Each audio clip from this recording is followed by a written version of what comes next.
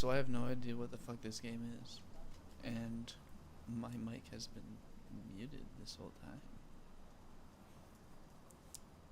That was fun.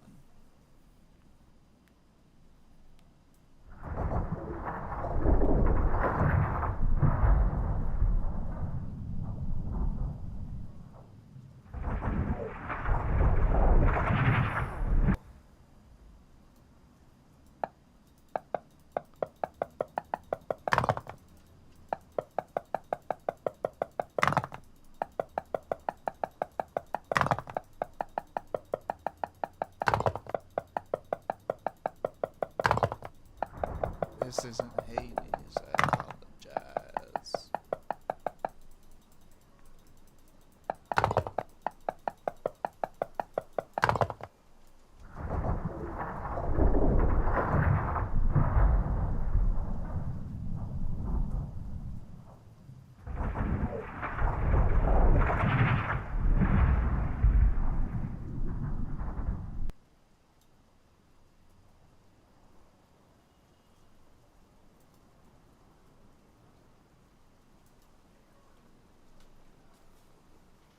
He's starting to creep me out.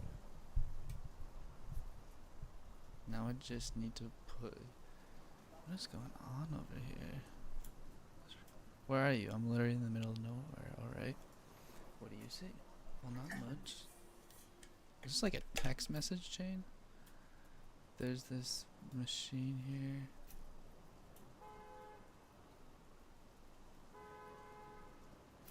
I'll text you.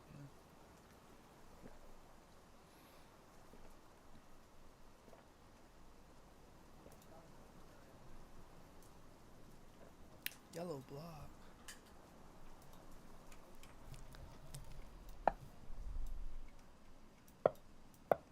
The battery?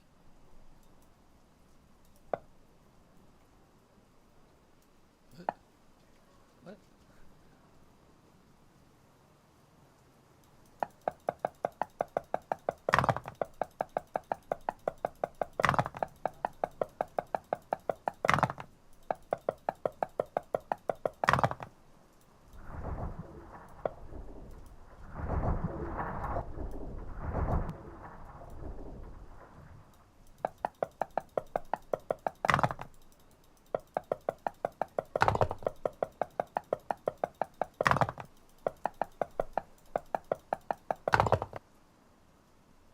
So...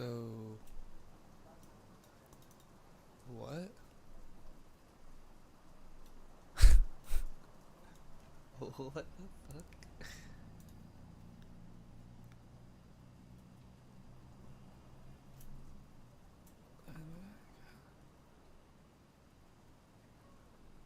It's working.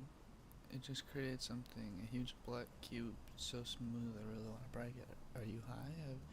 Now it's 64 stone. What's going on? I think I can build machines now. I should build something to help break those cubes more easily. If a cube shows up in an adjacent cell, even diagonally, it should break.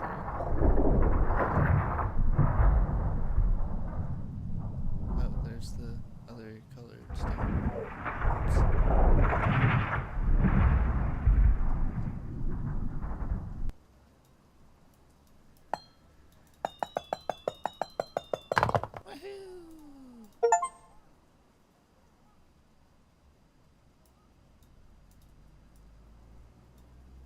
Found a Yellowstone. Good for you, man.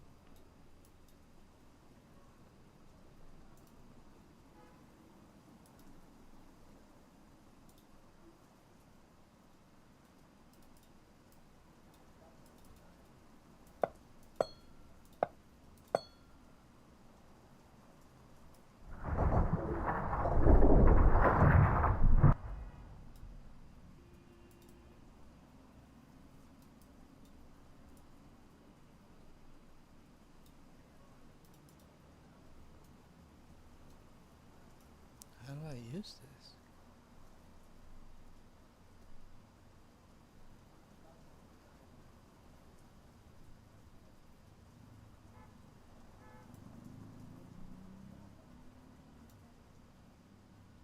Oh, wait. Oh, is it just... It's automatic. Okay. Sick. Cool.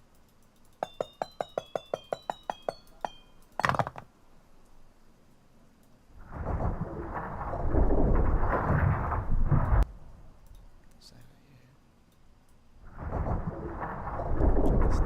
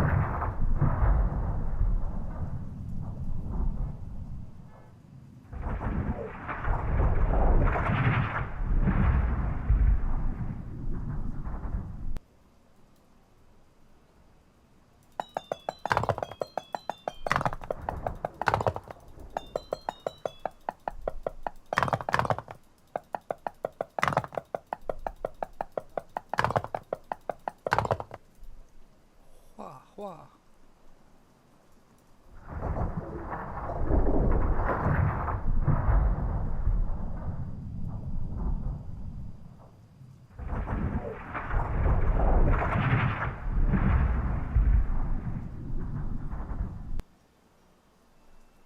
My lights just changed.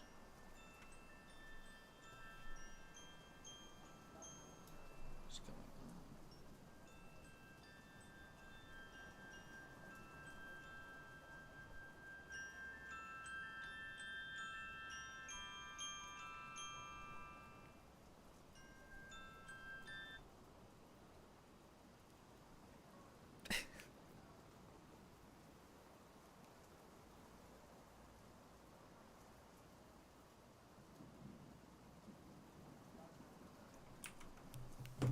I set an alarm for PM instead of AM. That's so funny.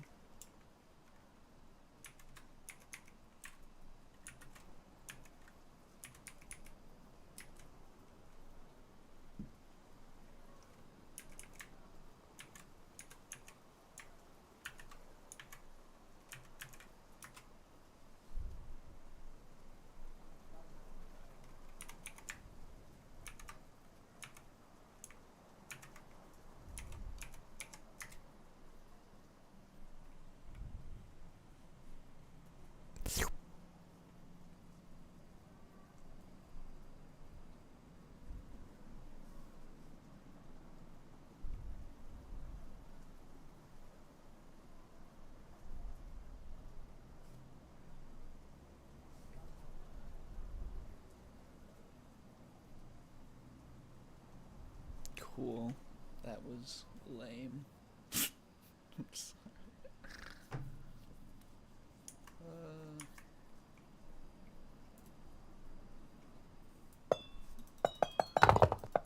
Happened.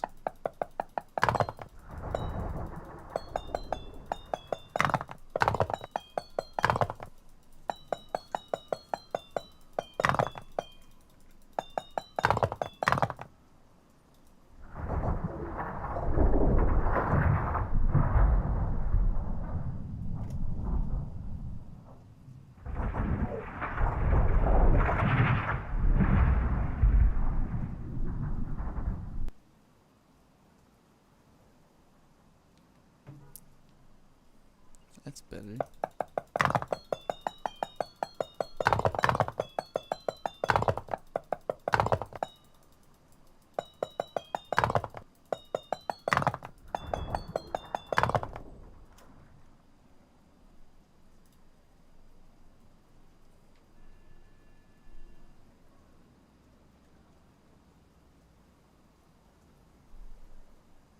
What?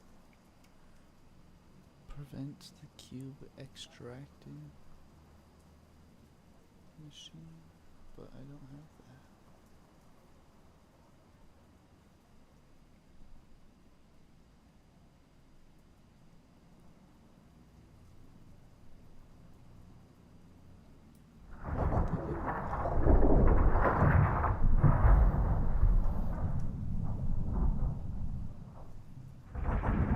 Unless that's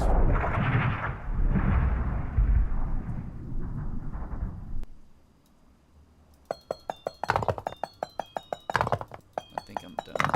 I think the AO one is the extracting machine. Yeah. Big old dummy here. Oh shit. Alright.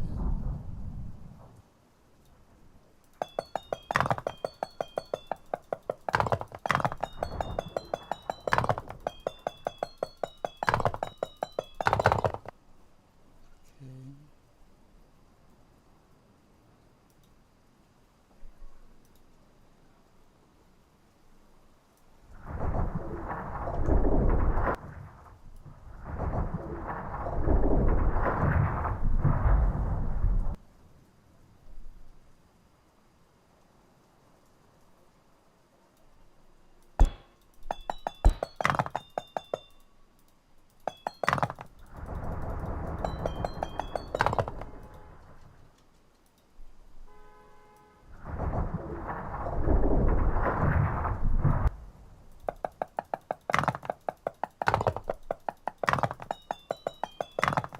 That's strange.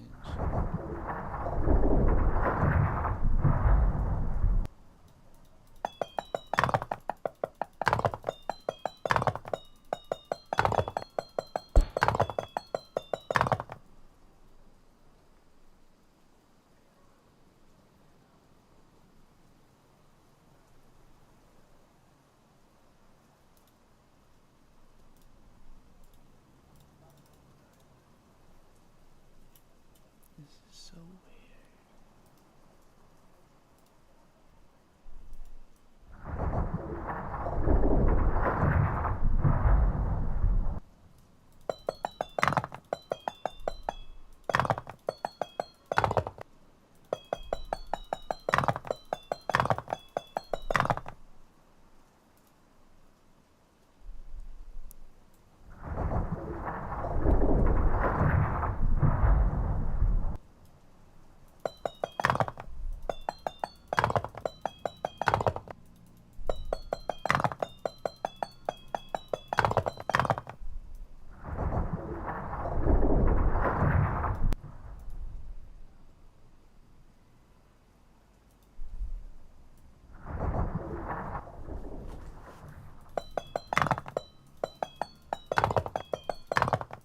I don't know if that does anything.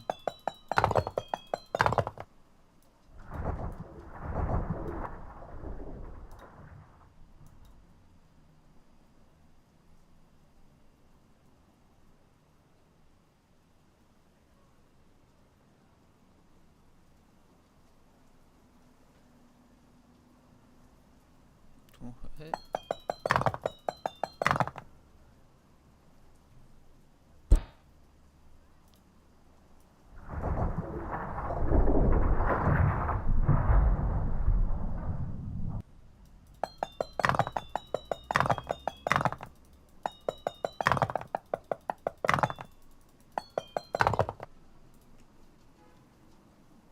Am I making sense to you?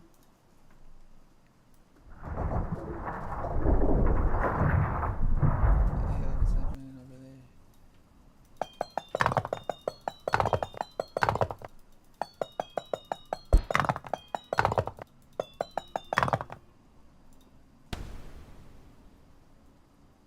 Okay.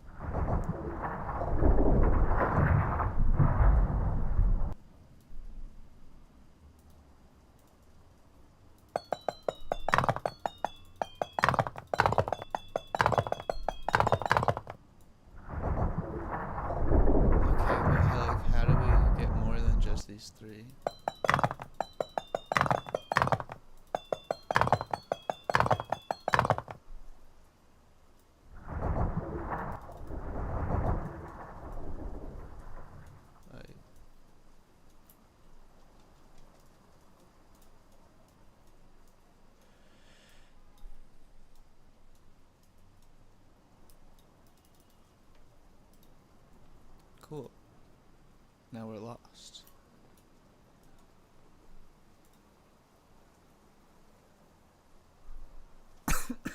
This is.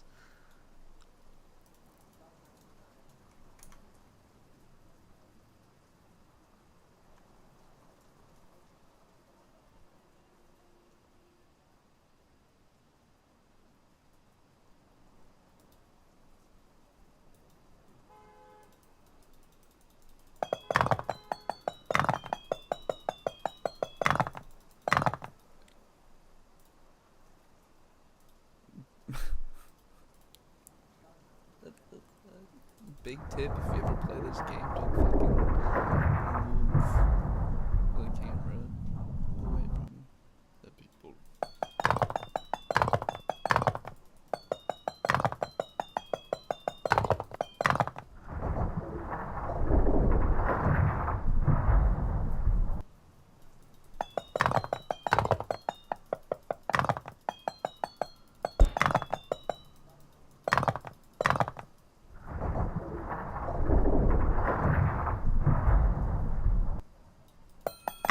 Purple stone.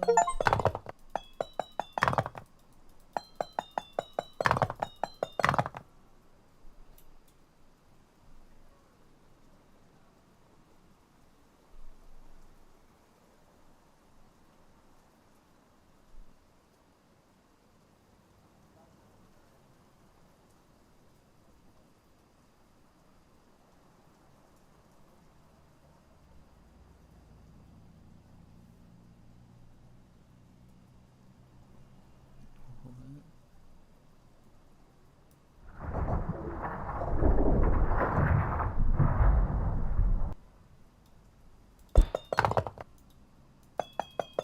Be there in a minute. What do you mean? You're gonna be in no info.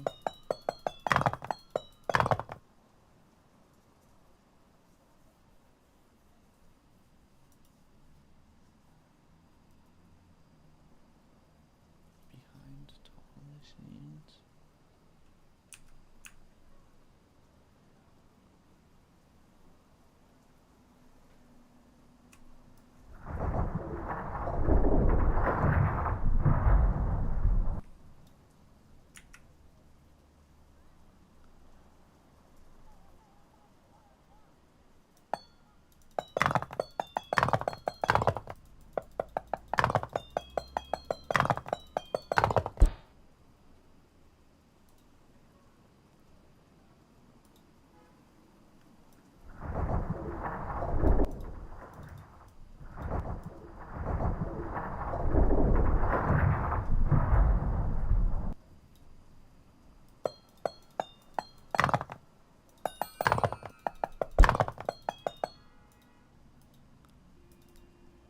Yeah, I forgot about that.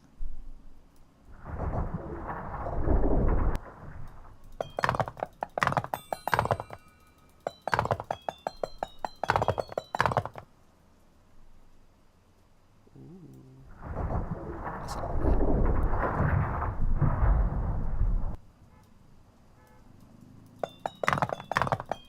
Nice. Nice. We're almost there.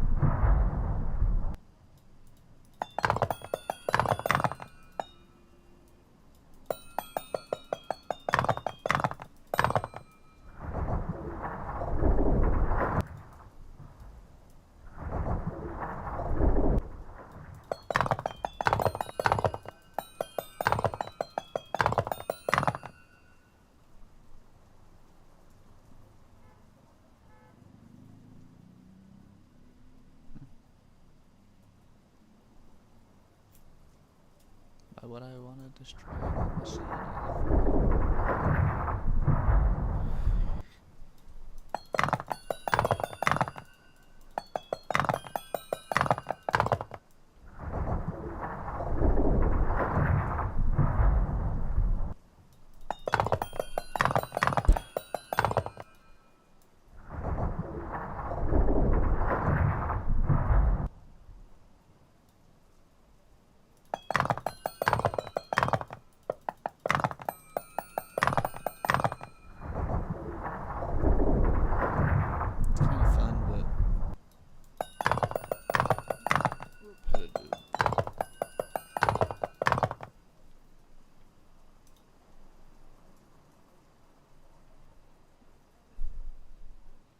Like that's too far away to put it. You can't stack it on top. That's just,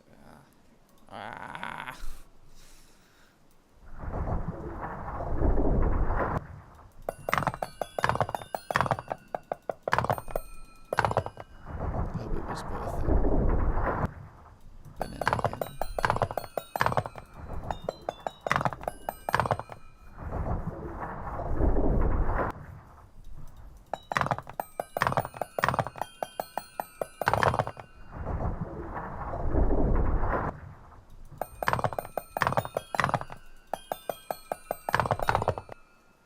Wicked. Sure is wicked.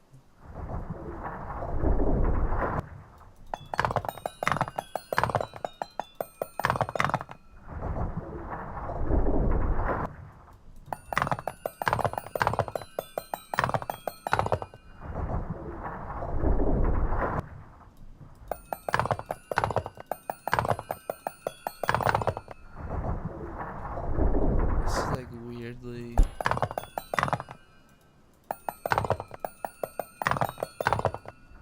relaxing. I don't like the clicking though.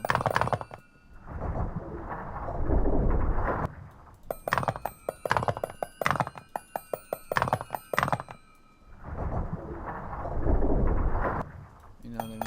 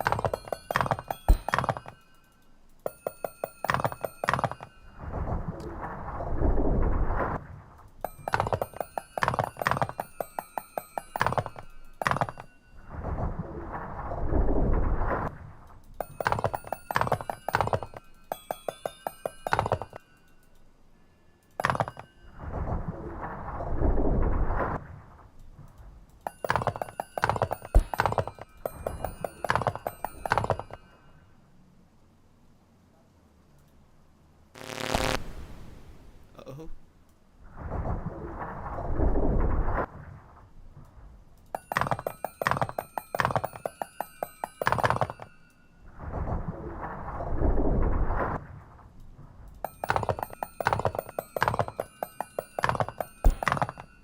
Two weeks.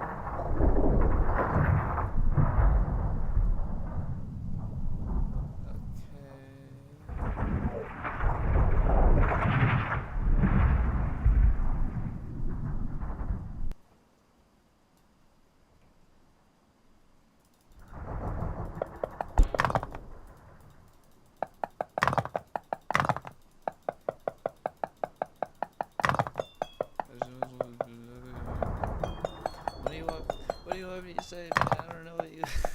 I don't know what you. I don't know what it means.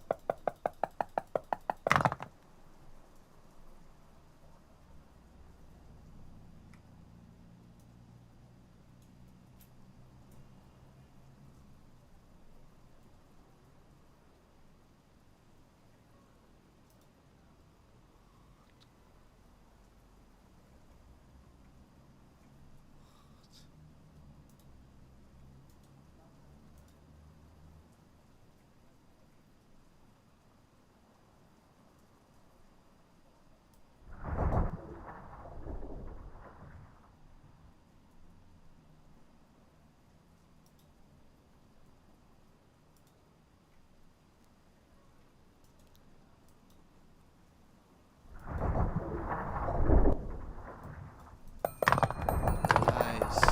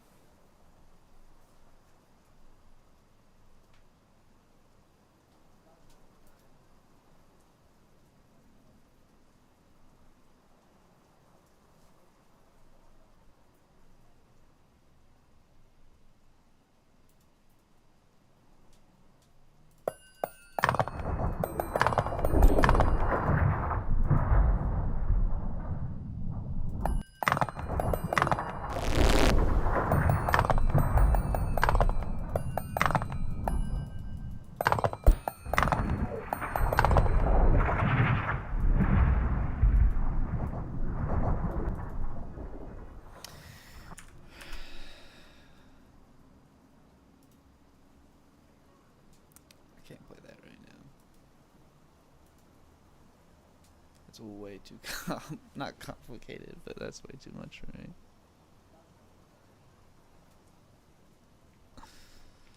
Alright. I'm gonna take a break and then I'll be back and we'll actually play Hades 2, play Hades,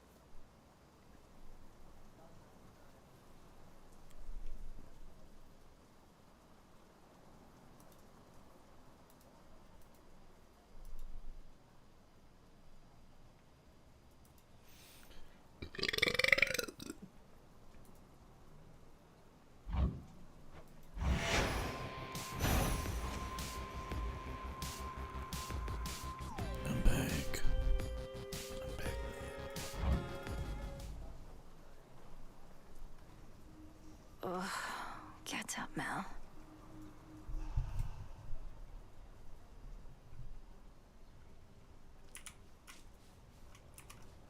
It's possible I'm not cut out for city life, Frenos.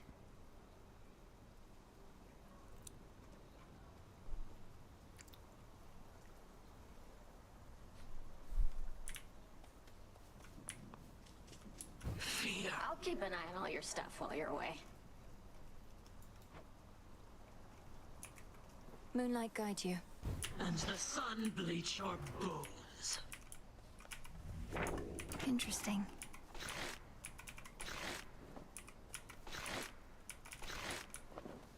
I don't know what's No over use. there.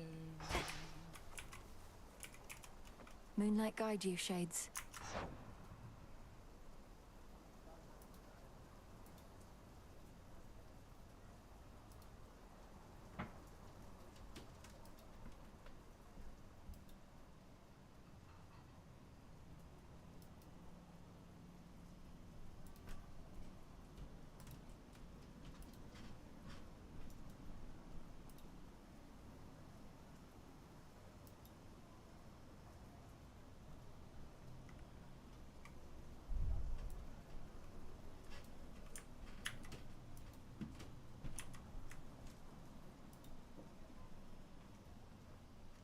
TTT Master.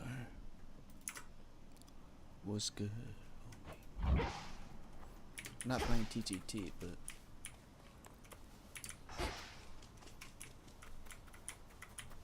Ah, you're here. What to cast?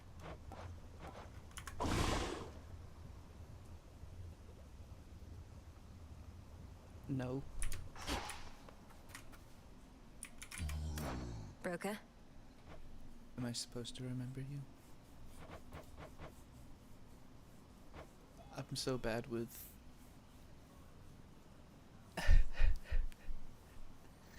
Thank you, thank you, thank you, thank you.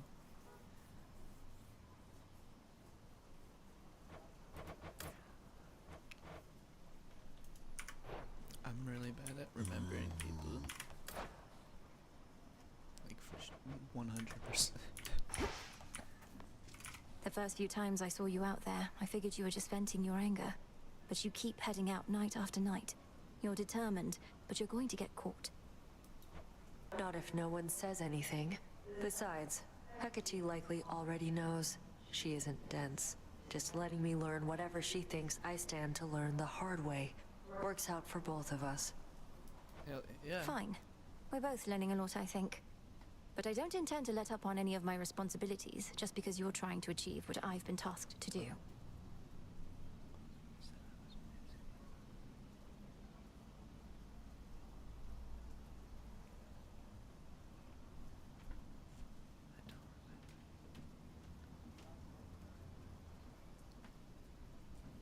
Sorry. Somebody's got to do it. Death to Kronos? Sure. Sure. Evening. Wanted to say, I appreciate your counsel, Odysseus. You've been like a brother to me. Look, you don't have to tell me what it's like not having a family about. I spent a good-sized portion of my mortal Well, I'm days away glad you're from here home. now, TTT. Had a war to fight. Got a little sidetracked after.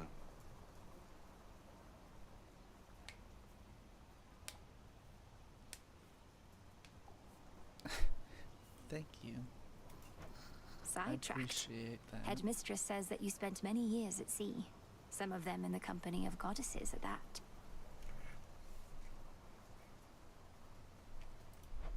Yes, well, by the time I finally returned, I hardly recognized my son and my wife. We lived out our mortal days together, and that was enough. I reckon they're comfortable somewhere below.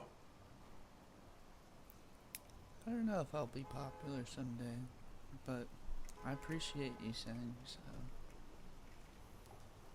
I kind of just like playing games, and I have nothing better to do right now.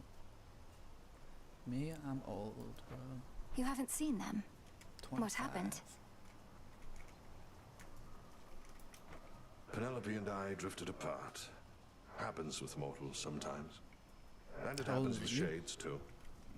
As for my son Telemachus, he's his own man. Such is life, or death, as it turns out. Yes. Moonlight guide us. Aye, that. You always reminded me of your father, Milenoi, but lately you remind me of your Can't mother. hear me. More and more.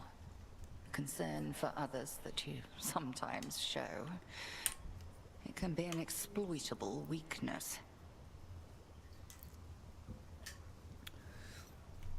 Sometimes I'm quiet. Sometimes I'm loud. Beep beep beep beep boop. I would never put any such concerns ahead of the task, Headmistress.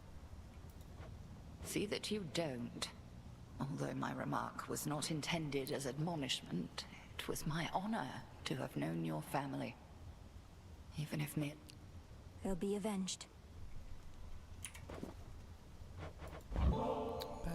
I know it's a difficult time, Headmistress, but just in case, would you be interested in joining me for a brief while at the hot springs?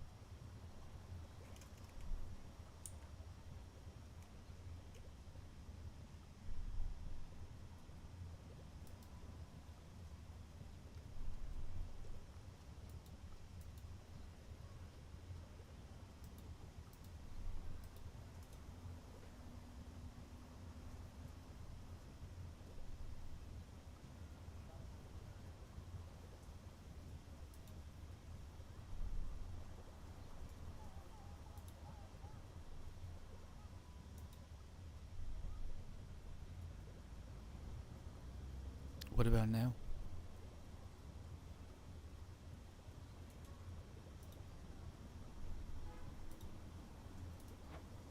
As much as I would enjoy basking in I the hope that worked. springs, I've incantations to complete, wards to reinforce. No, I cannot. Not now.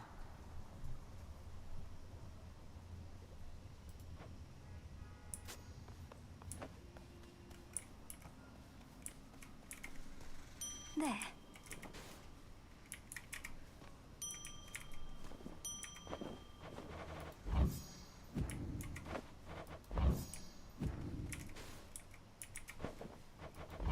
You'll flourish here.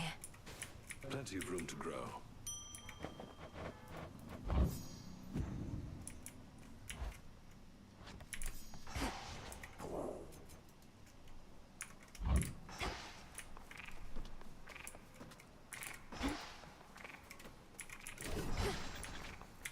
Once more, then.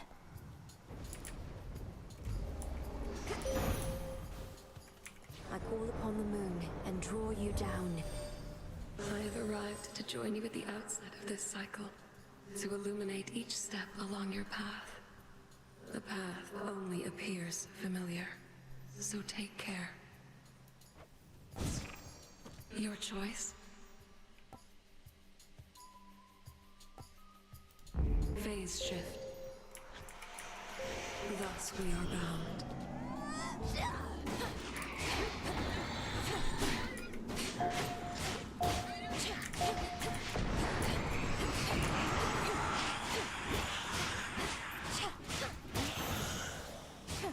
Gracefully fought.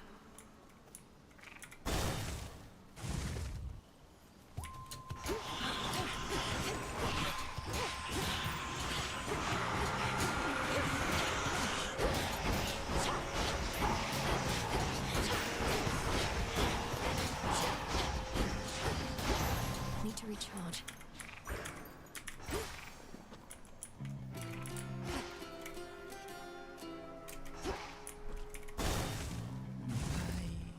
Thanks for stopping by.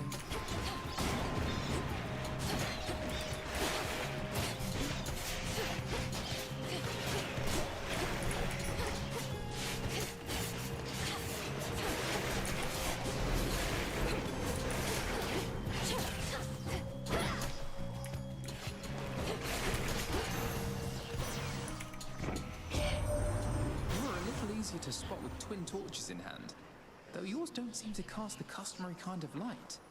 Truly, the more I learn of you, the more questions I have.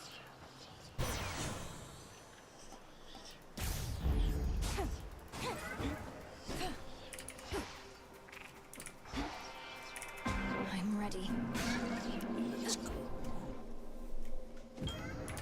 Good to be back. Sabine rides across the sky, and her attention she directs towards you. Perhaps she is wondering, what is the moon without night? And I suspect that she is capable in Nyx's absence.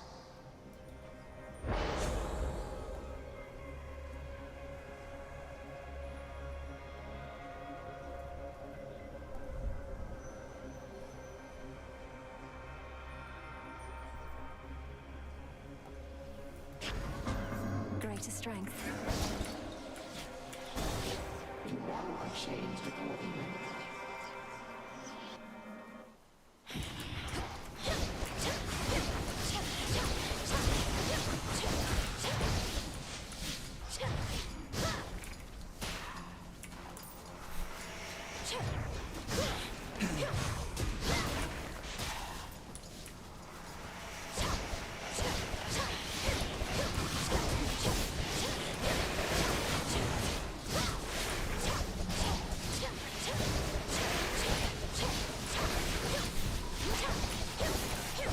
And now for you.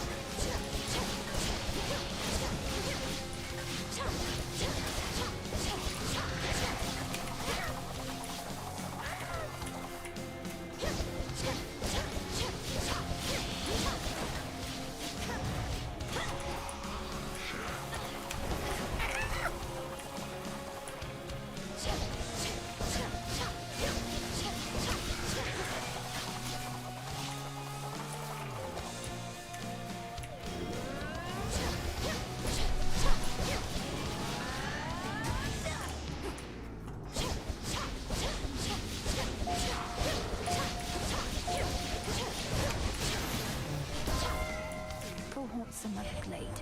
How about we break ourselves out of this rot, girl? So here, this is the best I've got for you for now.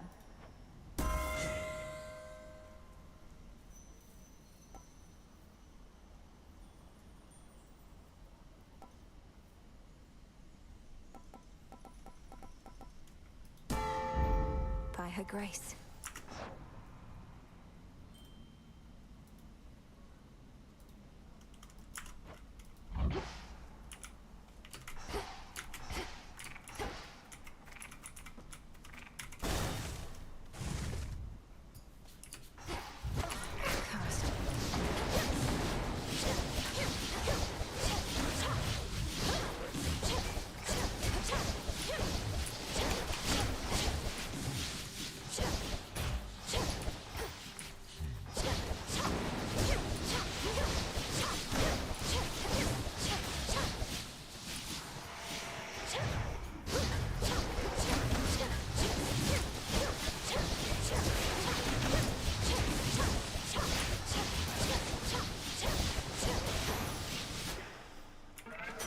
Chaos curse of mine is finally gone.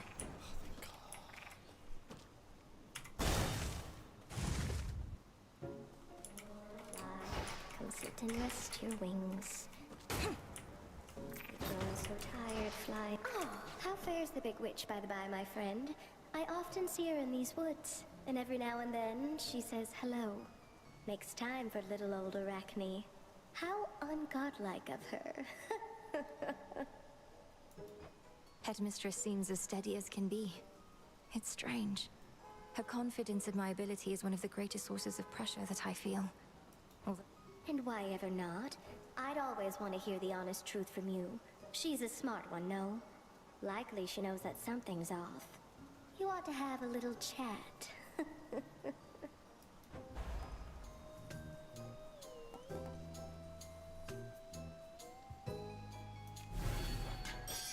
All in an evening's work.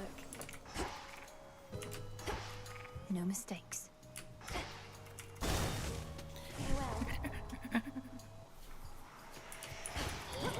now.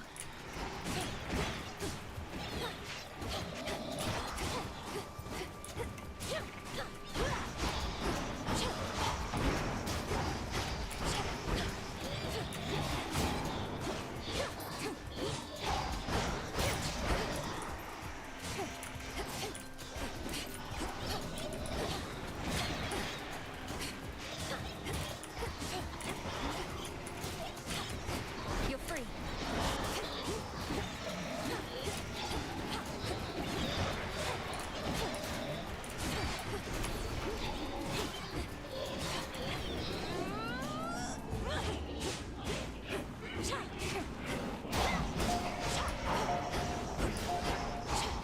Not now.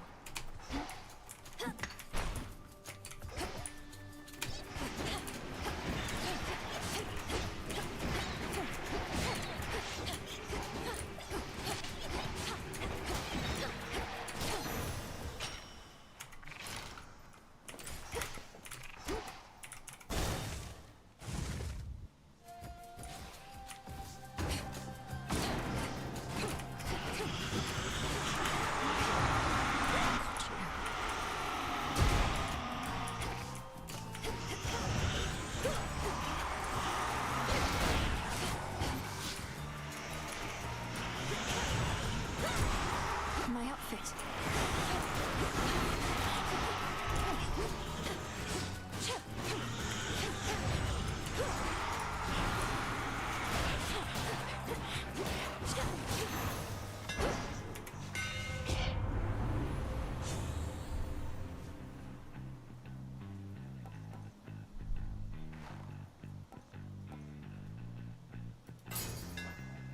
Imbued with greater strength.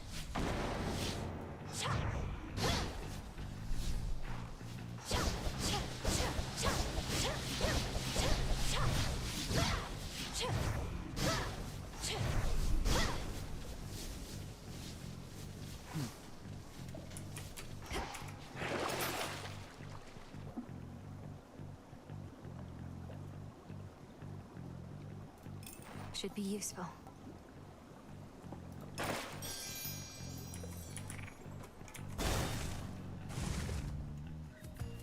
Had a feeling you'd show up. Remember to be extra reckless since your gold is on the line. I don't have that much gold. Make yourself useful. Focus on yourself.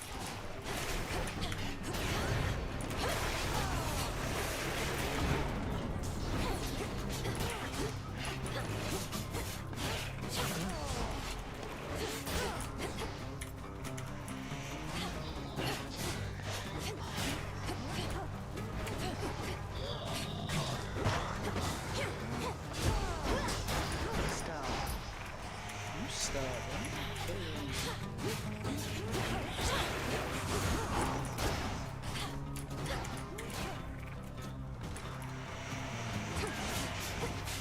Watch your spacing.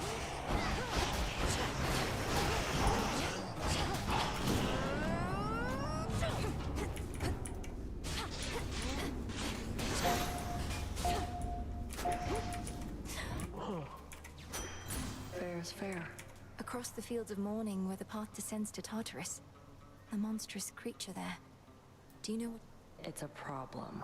Can't always find my way to it, and even when I do, that thing forces me back. But don't worry. Got my eye on it.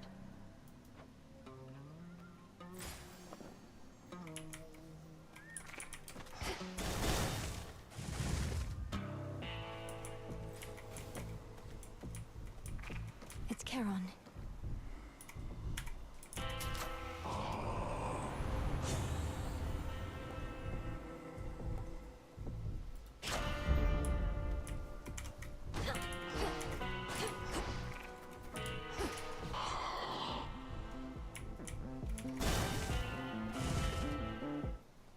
There you are. The umbral flames of Ignium at your command.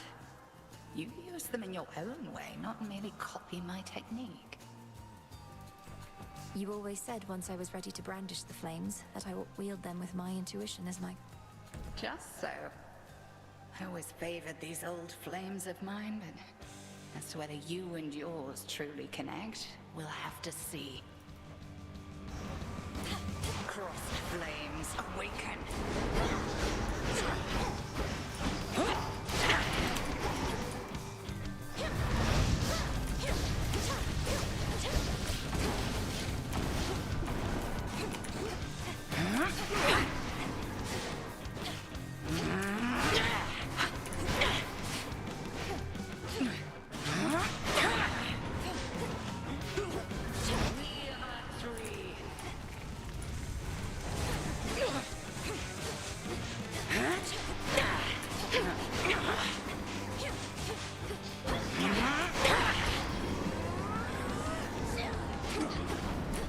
Selene smite you.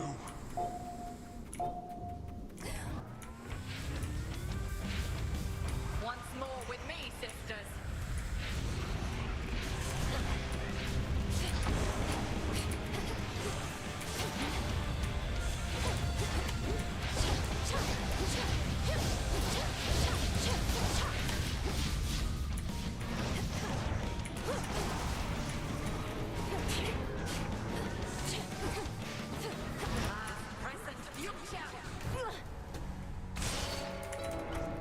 You must be stronger than this, Millennium.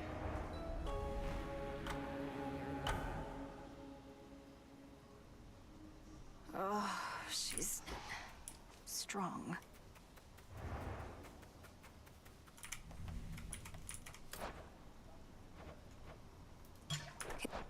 Could use this.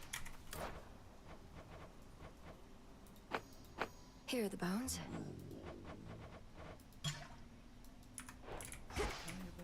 There you are. The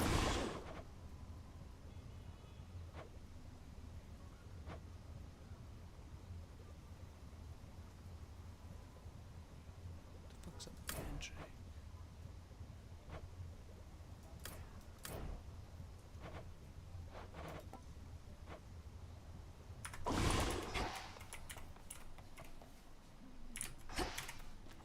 Up you go.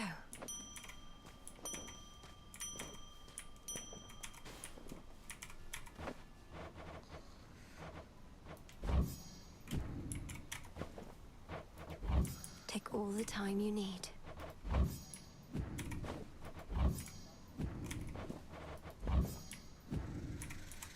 Shades of the Crossroads, greetings. Not a care in the world. Moonlight guides you.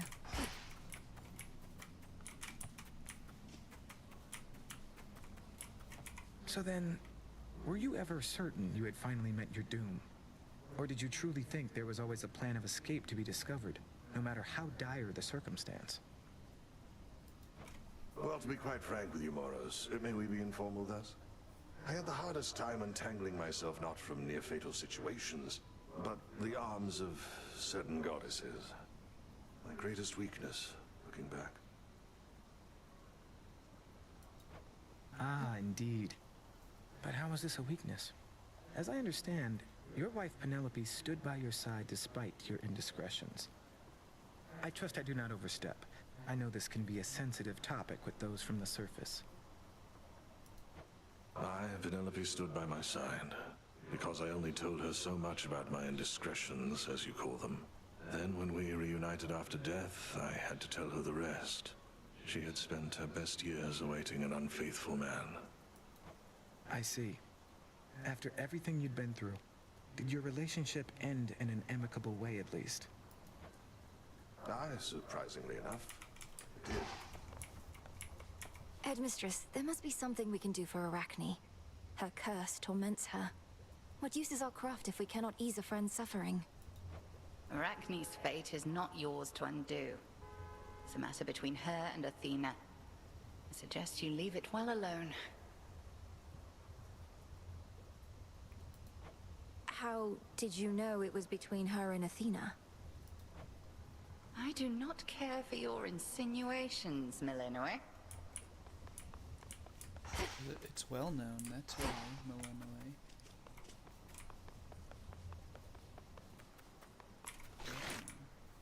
What are you looking at? You. You're really getting under Nemi's skin lately. Saw her run out in a huff, clanky clank, not long after talking to you. What'd you say that got her so worked up? I'll have to add it to my arsenal. I wouldn't know. We've discussed my task from time to time, and she's interested in helping out however she can. I think she's just very determined to see our plans succeed. I hear you. Fine. A witch never reveals her tricks, something like that. Well, She sure won't.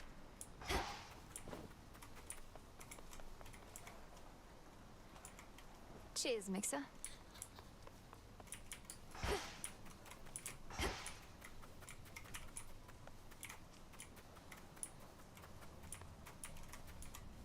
Moonlight guides you, broker.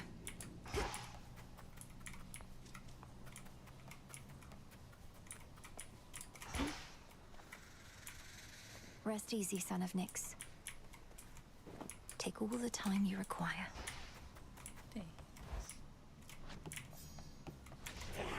Know the past, know the future.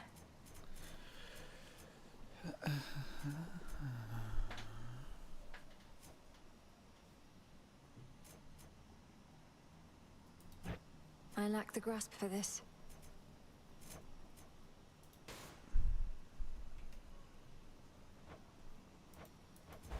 Concentrate.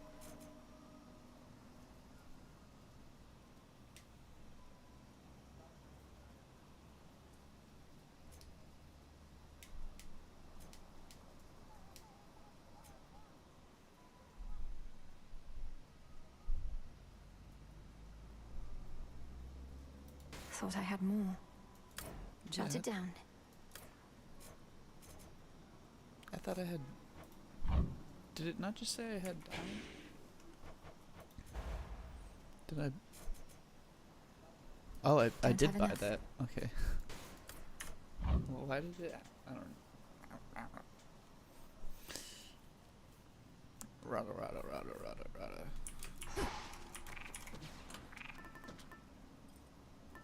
Actually really like this one.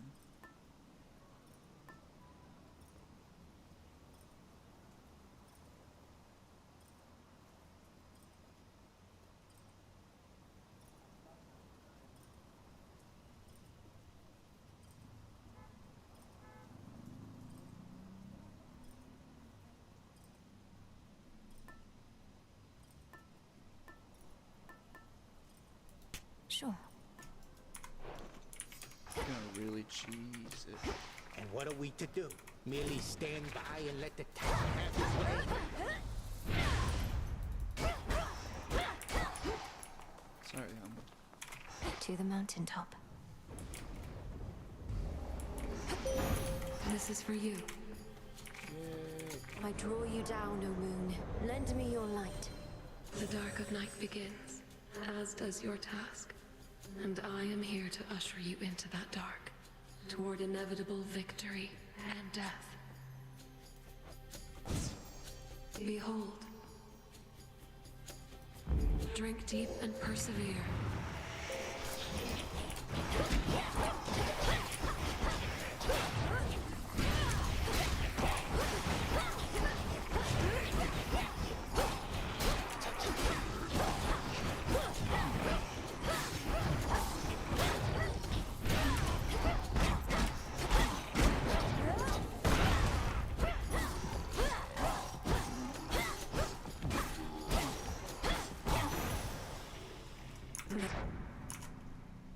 They stood no chance.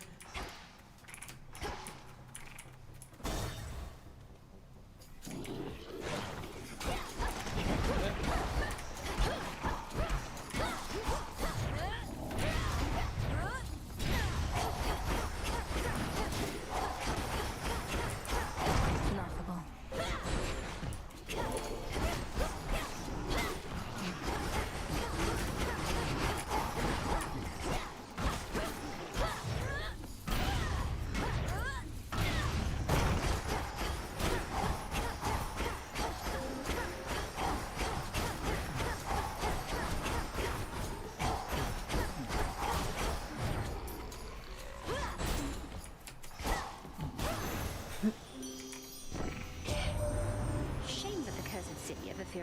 first exposure to the splendors of the surface love. It stood in tribute to your mother and your father until Kronos had his way. I still grow angry when I think on it.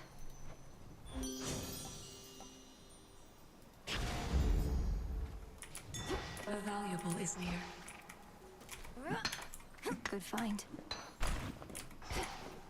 Good find indeed.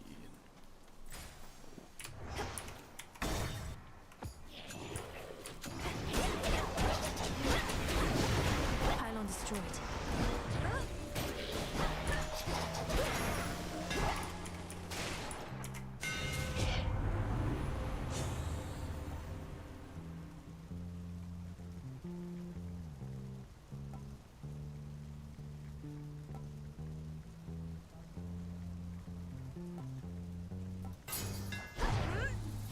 Such secrets in this stuff. Ah.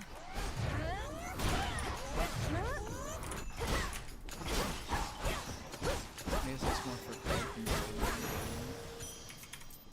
Kronos so loves his gold.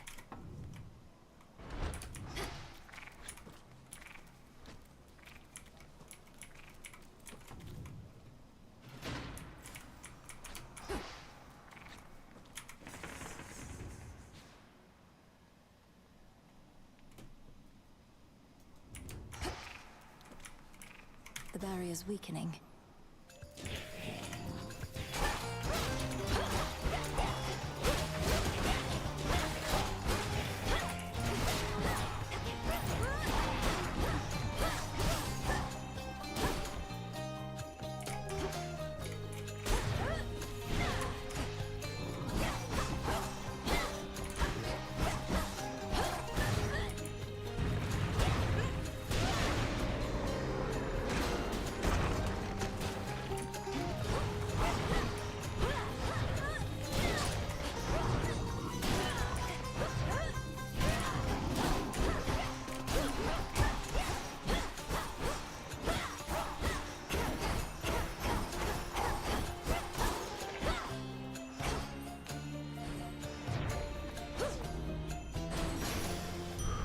For me. One more.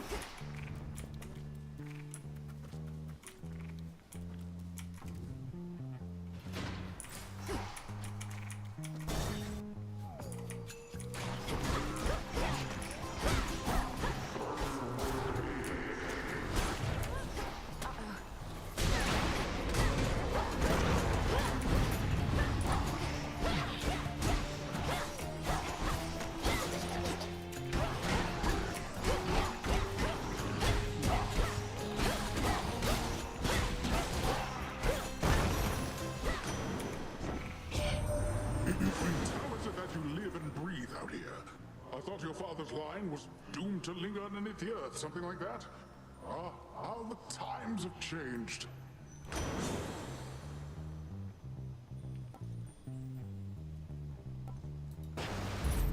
The tides come in.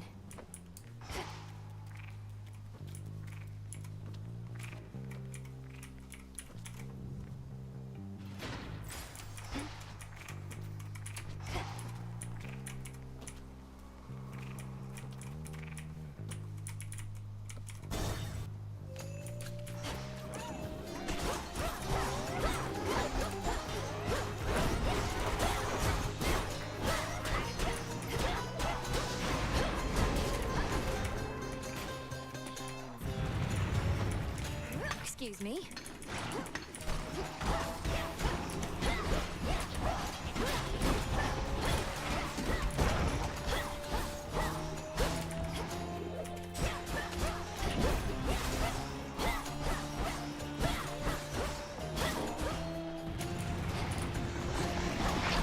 We're almost there. Hold on.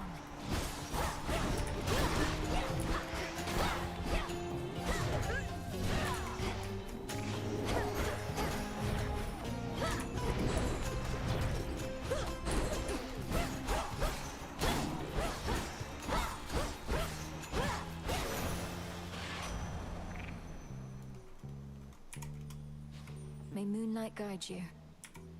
People always said you're quick to learn, you know. And sure enough, whenever I drop in, you'd be over a cauldron working some new spell. Well, this is it. Your time to work some magic for our sake. Ew.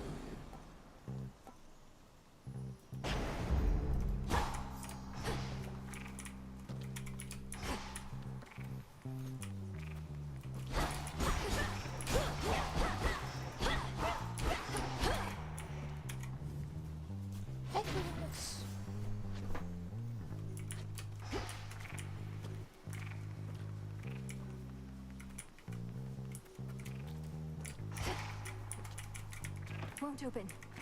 Foes nearby.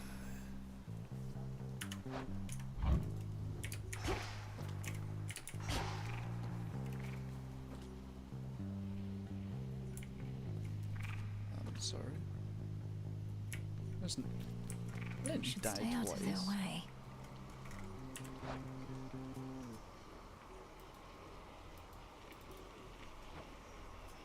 What?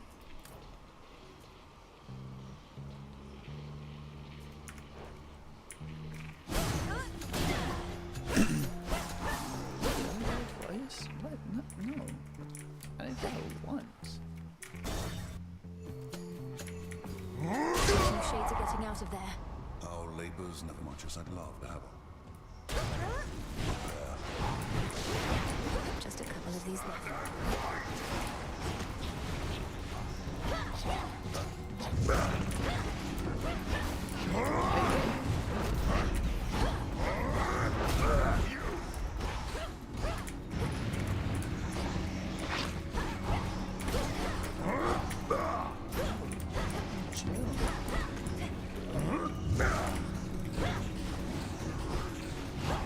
Out of my way.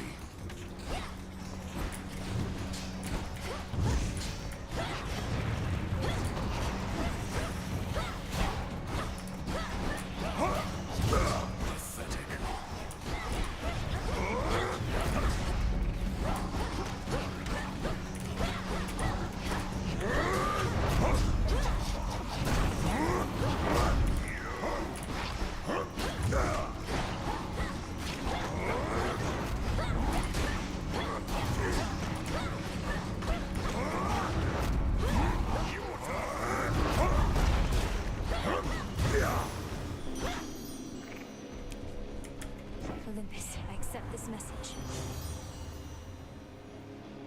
Even the gods have their price. All right. All dead. The spoils of war. Your blood runs red. You're not entirely a goddess. We truly get the best of both worlds. You were born to a mortal mother, weren't you? My mother's half-mortal. Death itself is in our blood. But you're different. Different. Neither god, nor mortal, nor shade. It's as you say. Death itself is in my blood. All mortals are born to die.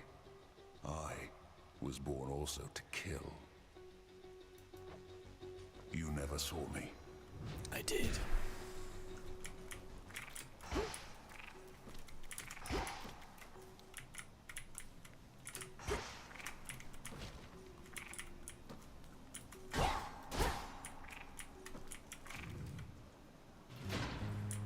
What next?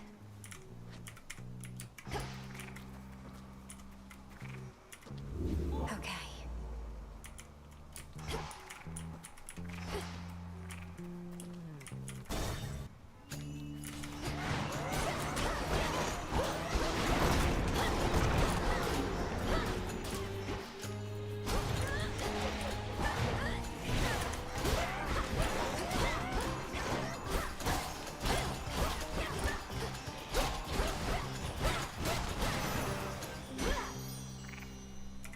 Hear me, on my authority.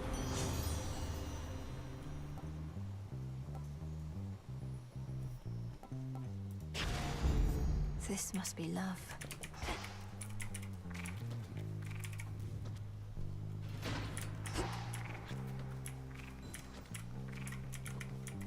Farewell, Athera. Look at what I found. Oh, there.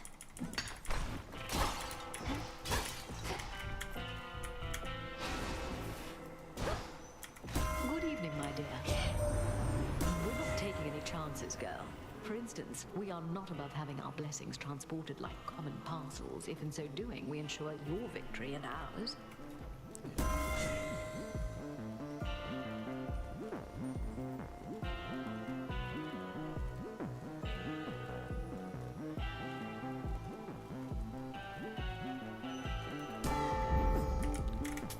Here's the gold.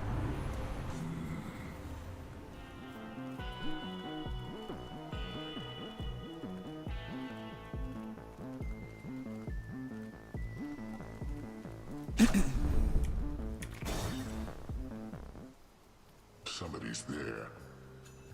Hey, what's your beef with Kronos anyhow? He wants to change stuff up a bit, so what?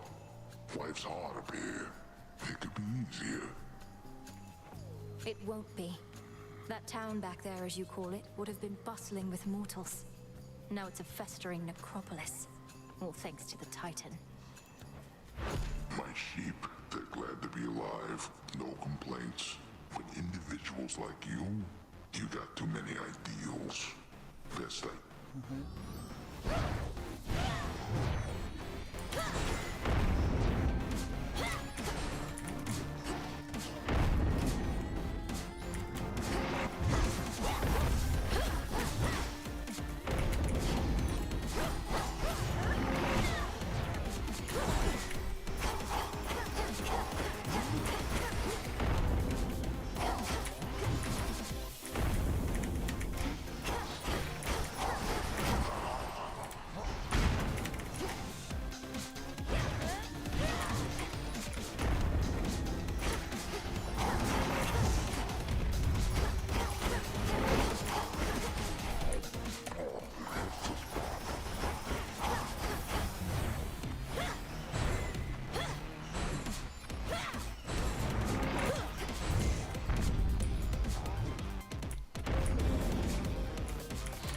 find you.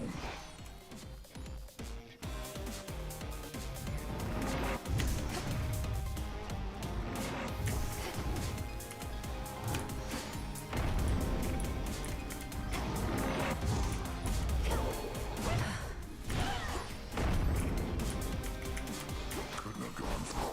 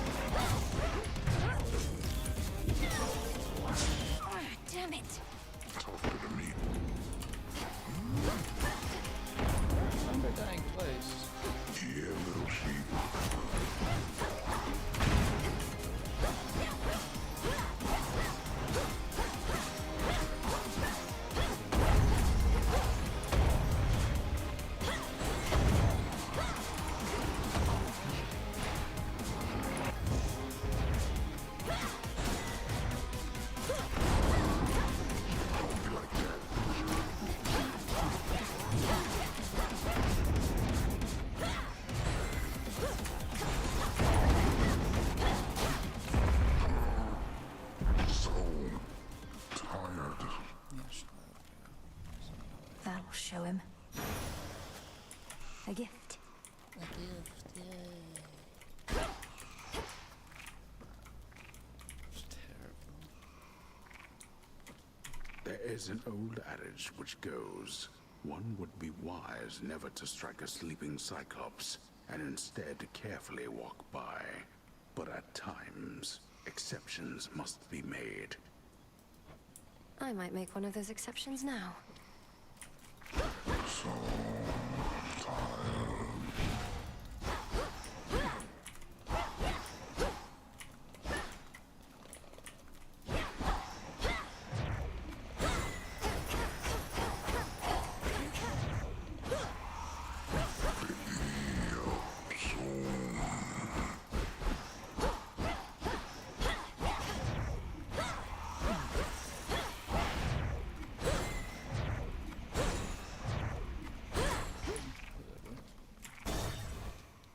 Could switch my keepsake.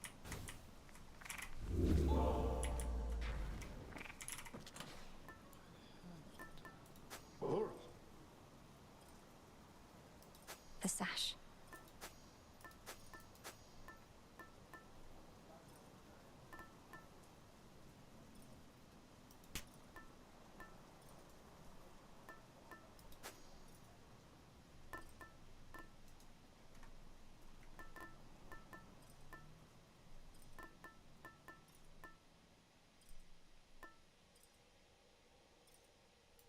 The droplet.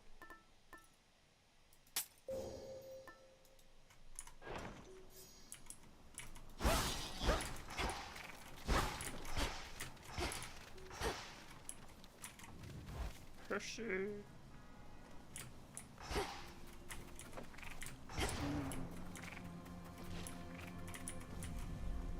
Just a little night sea journey.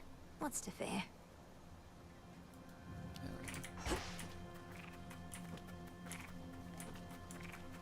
It's still connected to the main fleet. Huh. Fish? I have fish?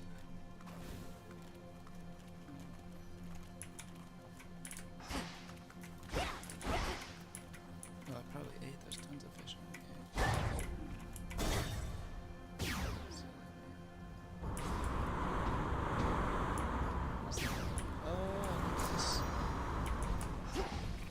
For my father.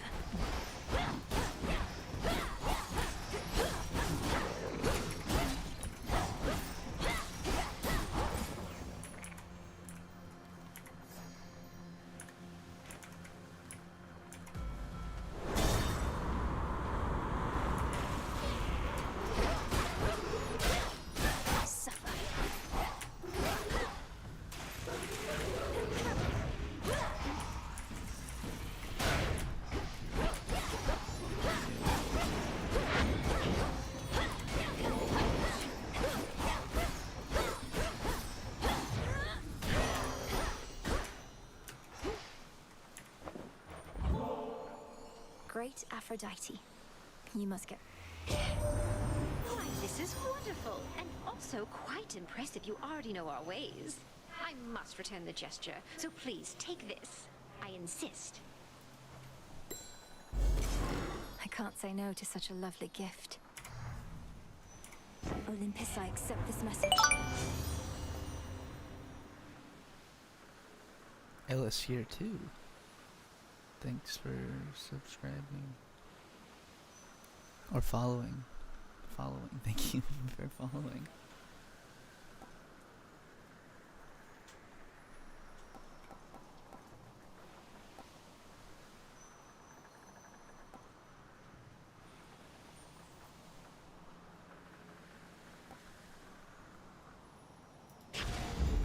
My heart.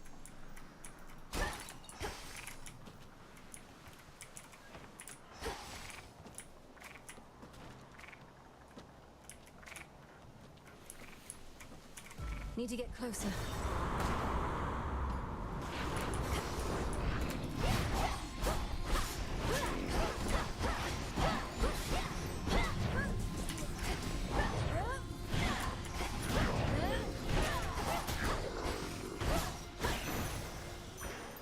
Vengeance.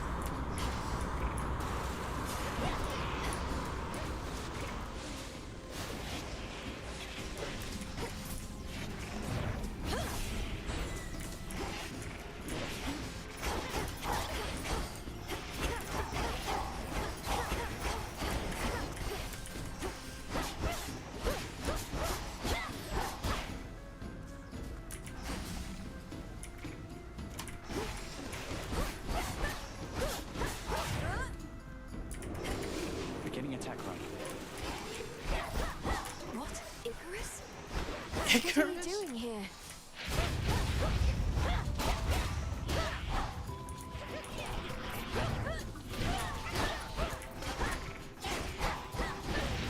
Well done.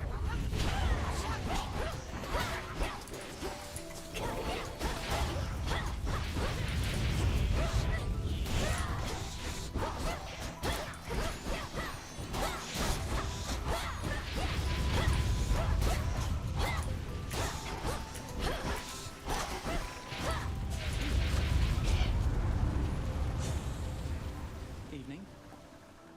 Nicely done. My boon grows stronger. It's really you. Before you say anything, I know I'm not supposed to be here, but I spotted this ship and I had to drop in for a closer look. And now I'm going to take off. So let's pretend this never happened, hey? Hold it right there, Icarus. I'm not about to let you just fly out on me again without a chat, at least. To start with, what are you doing in the middle of this blasted war? The same thing I've been doing. Slowing these bastards down. If everyone like me pitched in a little bit, this war would have been well over by now. Close to the sun and dying. That may be so, but this is a matter between gods and titans. I wouldn't want you to get hurt. Bit late for that, Millie. Anyway, I've kept you for too long, but let me give you something I've been working on before I go. And these will work, I swear.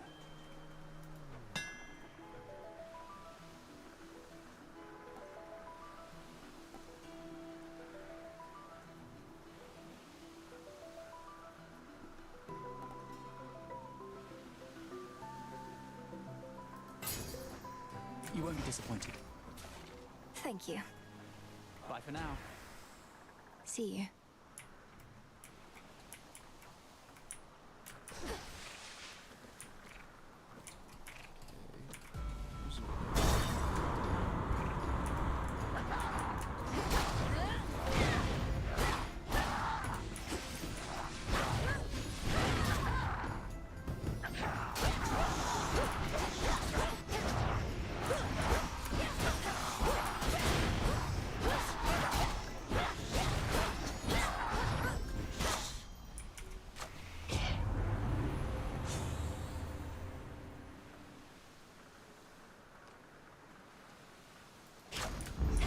Felt that for sure.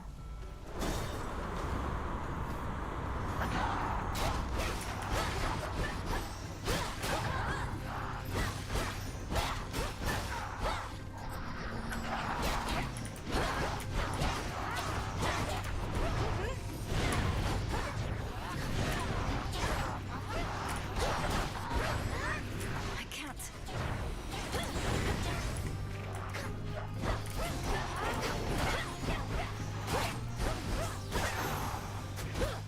Keep going.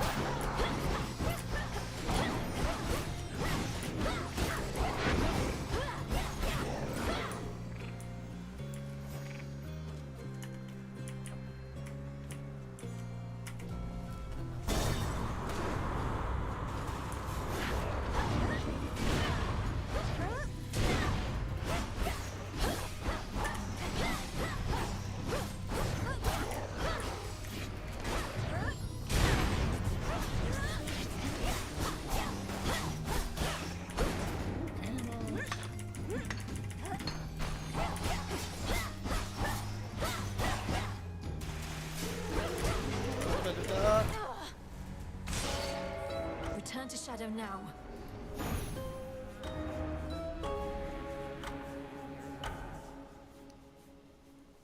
My legs itching. Oof. Still feel a bit seasick from that. I'm getting the impression that the sailor's life is not for me. So what's up? Can I get a little privacy here, Mel? Death to Kronos. Death to all! Remember that the future is yet to be woven. The fated list.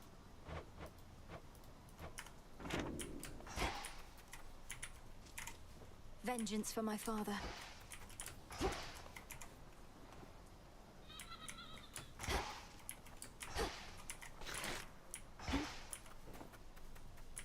Back amongst the living. What now?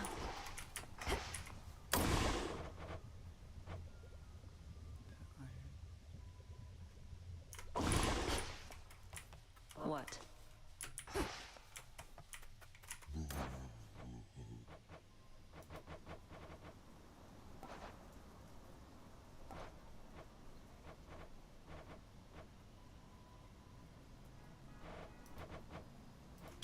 This one.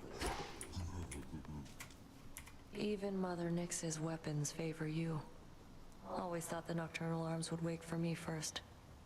Guess the Fates had other ideas. I think the Fates had you covered.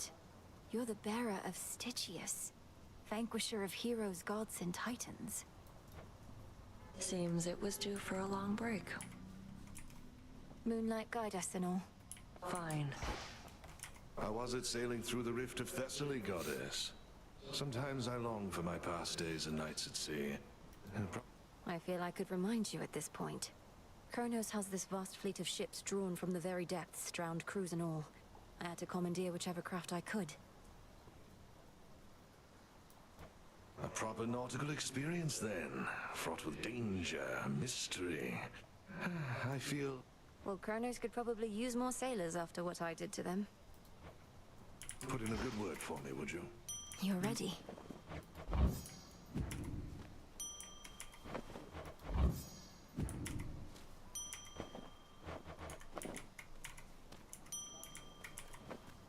Puppies. May moonlight guide us. You're safe here. How fares the ever-sinking fleet of ships within the rift of Thessaly? 'Tis a wonder Kronos gathered as many followers as he has, using such shoddily built craft. The fleet shows no real sign of slowing down. Fortunately, the same sorcery that seems to be holding those ships together lets me transfer quickly from one to the next. Are all surface ships so odd-looking? I certainly think not. These are merely emblematic of the Titan's false promises of a new age. They assault not just Olympus, but our sensibilities as well. We'll fight them off. I thought I said you needn't curry favor with me thus. I can think of no one else I would rather have this than you, Headmistress. You've made me the goddess I am. How often must I say I'm not your mother, Milenoi? You needn't lavish me with such unbridled praise. I raised you to destroy our common foe. You owe no gratitude to me. You've often said what we intend and what we do are not the same. I know you're not my birth mother, so what? You've cared for me. That's more than enough. I've used you, and I'm using you still. Can't you see that? I've attempted not to hide this fact from you. You have raised me in accordance with the promises you made to my father. He never asked you to coddle me, did he? Surely he wanted me to fend for myself. And do you think you can? You remain under my auspices, take aid from Olympus. You're not as independent as I planned. And furthermore, I've inadvertently caused you to think I've made you better off.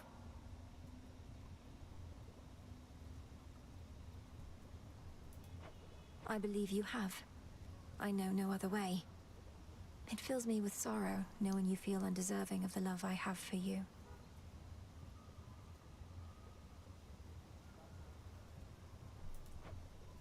Set your sorrow well aside for now. I'll drink your nectar and enjoy it, if you please. I would. Death to Kronos. Death to Kronos.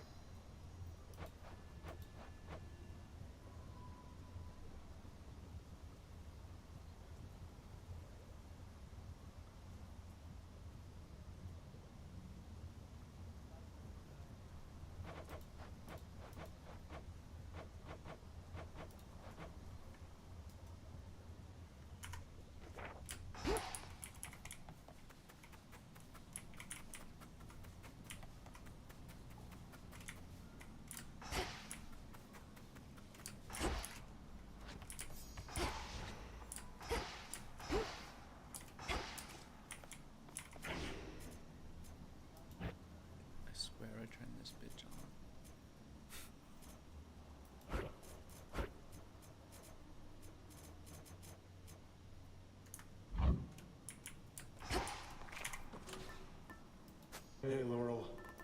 This then. Saw effect. Unfinished business here.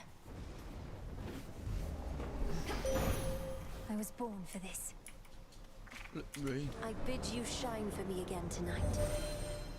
As daylight fades upon the surface, we begin to shine. I shall distract your enemies, while you press ever closer to the resolution that we Silver Sisters vowed would come to pass. Please make your choice.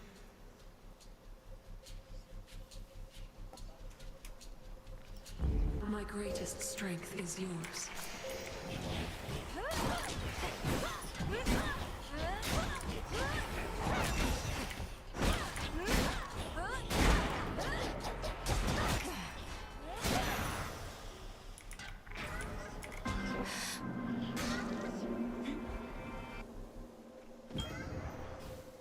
Hello, Ellis.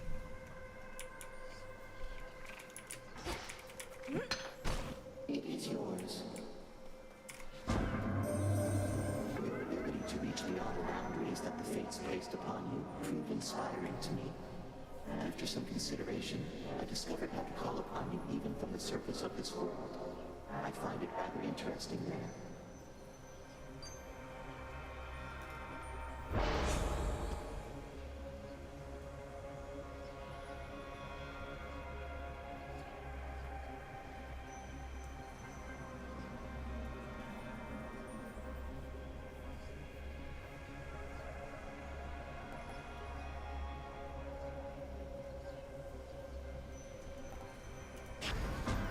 Almighty chaos.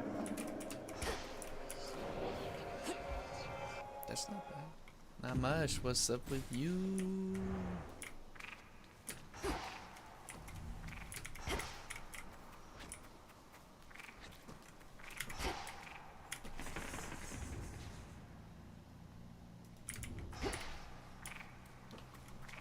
Fix the barrier, Same, did they? same.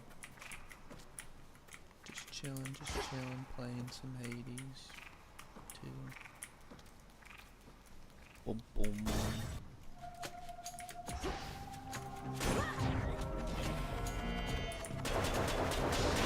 Should put a dent into that barrier.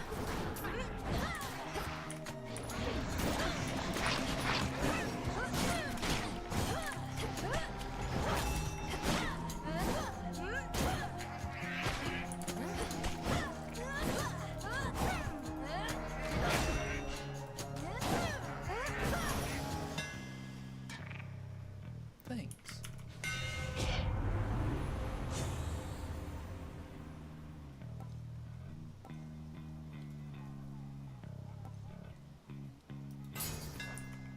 Further refined.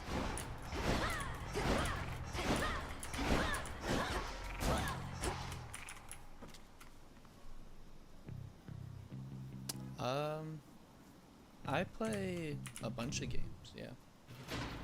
I go in and out of what games I play. The barrier's lost some of its I strength. have been playing this for a while recently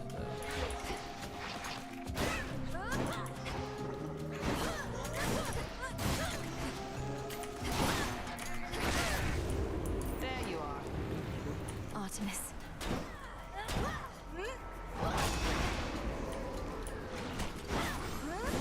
Incoming supplies.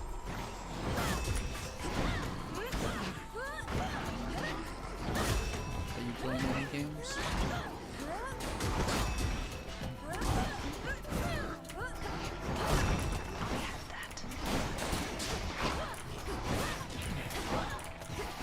The hunter's mark again.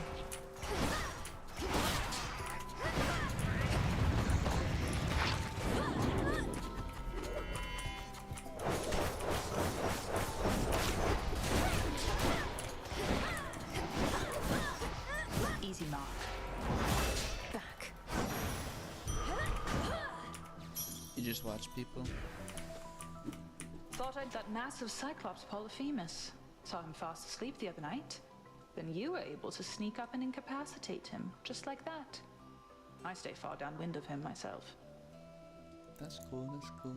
Yeah, I used to do that a lot. I'm tempted to just smile and nod Games through are this one, expensive Artemis, these but my days. dealings with the Cyclops haven't involved much stealth. And there's so Though at many least I can get past him at this point. And how do you get through the rift beyond the docks? You swim? You still like doing things the hard way. The only way.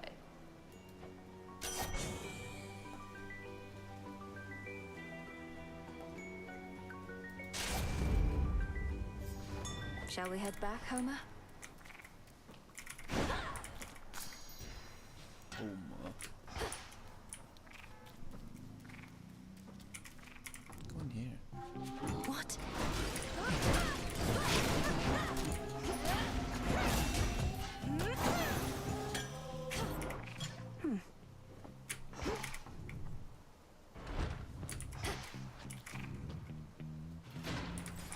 Next pylon, then.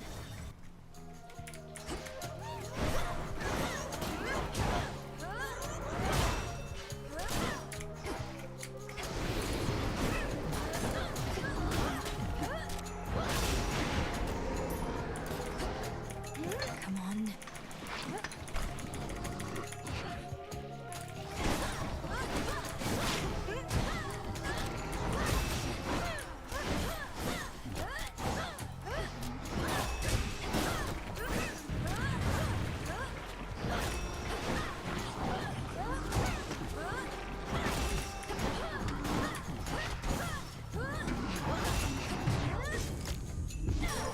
I think not.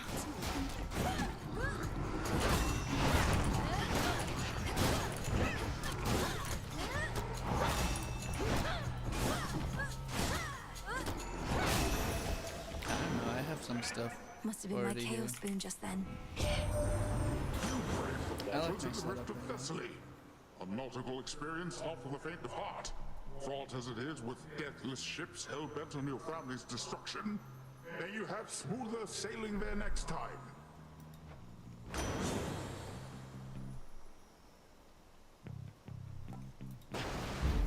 The ocean's fury.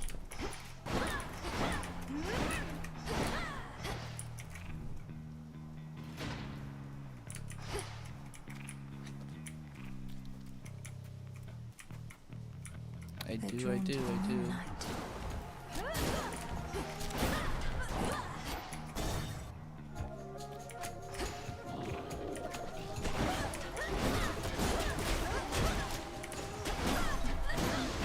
Ghastly thing.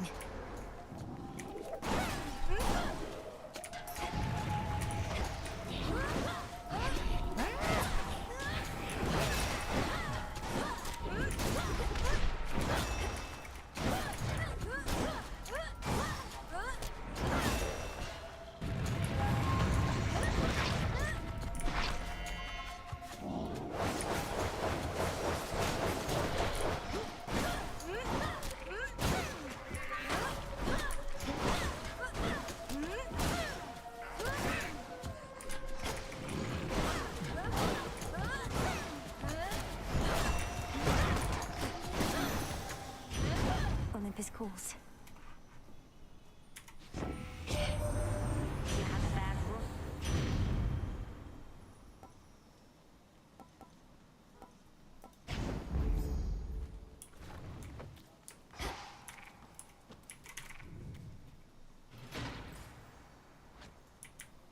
No thanks, I'm not interested in buying any.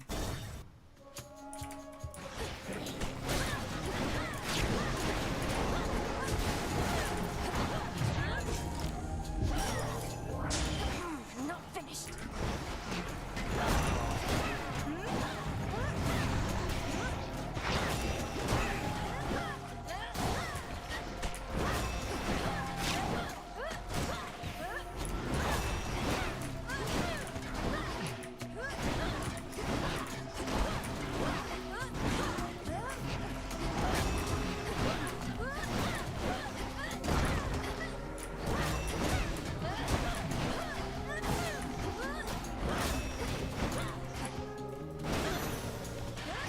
The messenger. You already caught up with Artemis. Good, good. She and I don't always chat, running around a lot, being discreet and all, but we exchange a knowing look from time to time.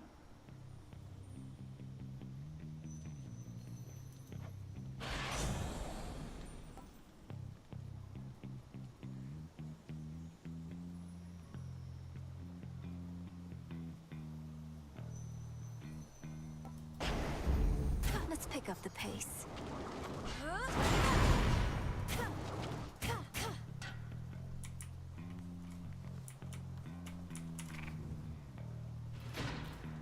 They're trying to slow me down.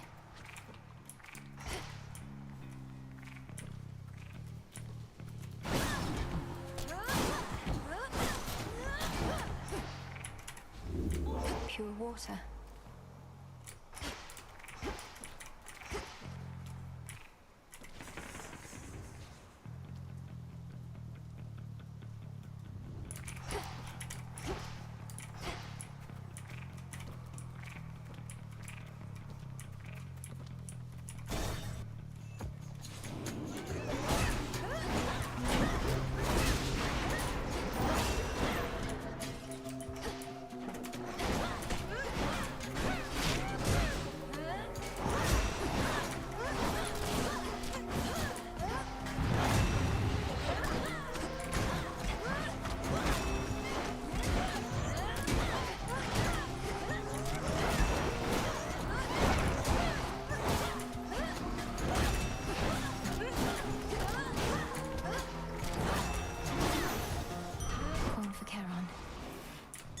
Look carefully about.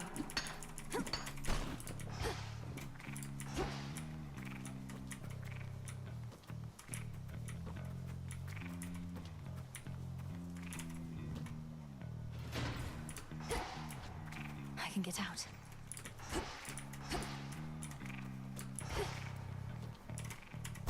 Finally.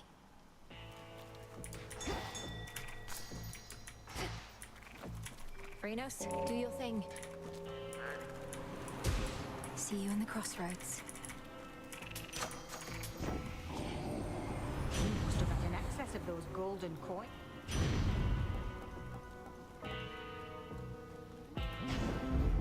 They'll burn.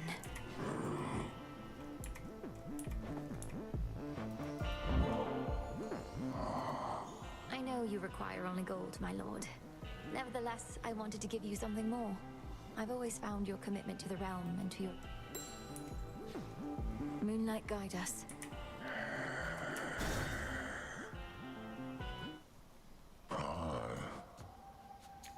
You went through my old barn the other night while I was out. Could have cased the joint, but you didn't. Drank from my well, and that was it. I'm no thief. And besides, your residence is filthy. You could stand to clean it up instead of facing me. Let me know if you need assistance, as I'll soon be passing through again. Nah, thanks. If it was tidy in there, I couldn't sniff my way around. And also, you shut up. I don't go telling you the way you ought to live.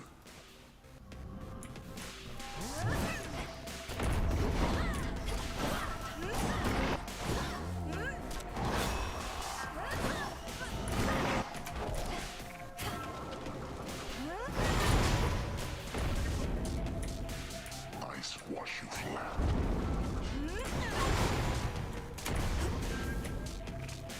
I know you're here.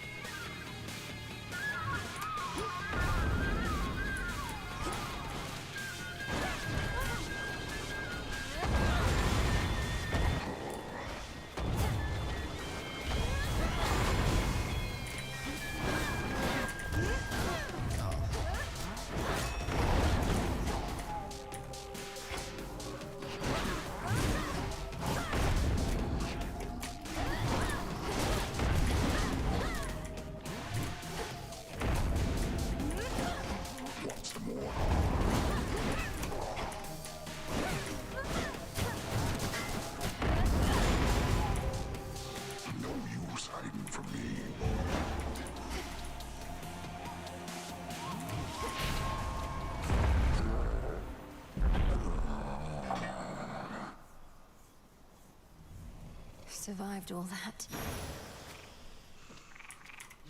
Wool.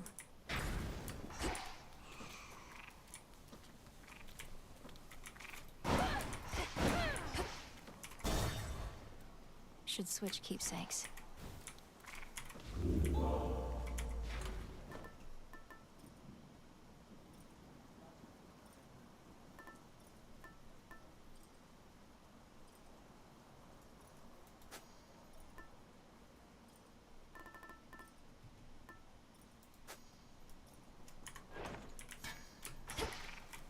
Across a foul-smelling hovel, crudely furnished with assorted fixtures of exaggerated proportion, and strewn with remains both fresh and long decayed, comes a waft of seaborne air.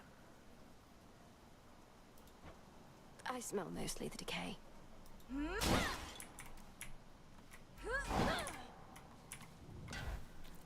Zoinks.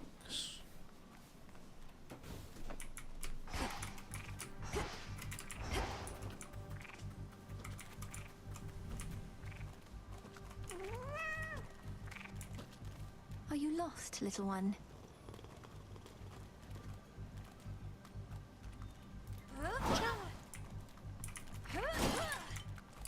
The spectral gate is still intact.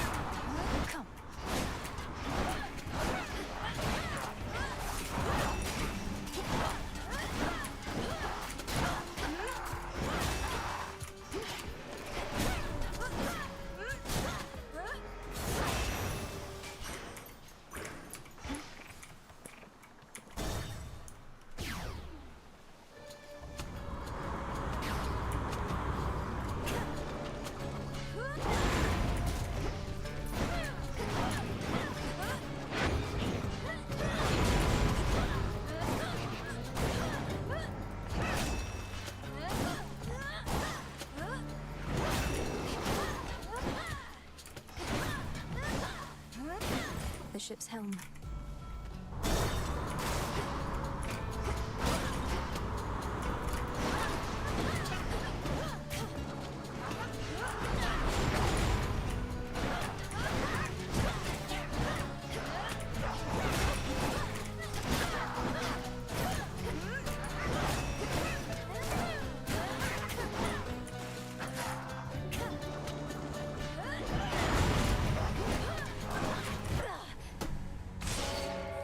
Return to Shadow now.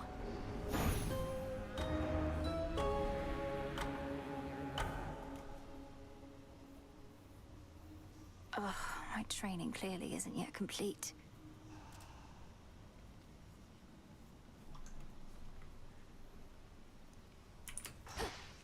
Hey, just go with the flow out there. You're back. You'll be pleased to know I've no additional bad news to share for now. Oh. You don't even speak with Headmistress anymore, do you? Makes her relationship with Nemesis look positively healthy by comparison. She said a lot of nasty things about me, babe. And not just to my face. All because I didn't fit her model of a star disciple. I had to move on. It's just, I don't need anybody like that in my life.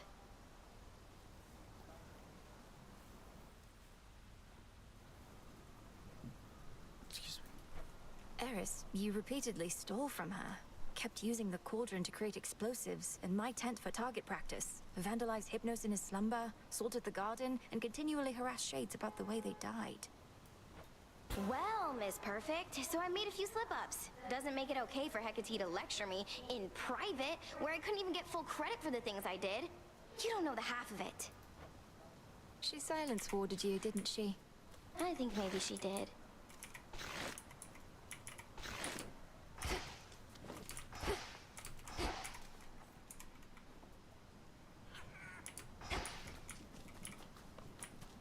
Welcome, Lord Charon. Hail, Broker. Hail, Shades. It's all here. Don't have the bones. What news? Must be an incantation that can help. Yeah, what? The hell are you doing talking to me? You get your scrawny ass back out there and get that Titan. What are you waiting for? Rude.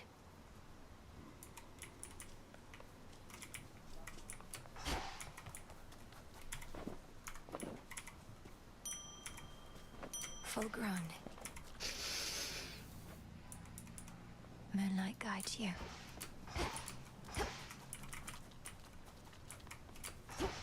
How fares the task thus far, Malinois?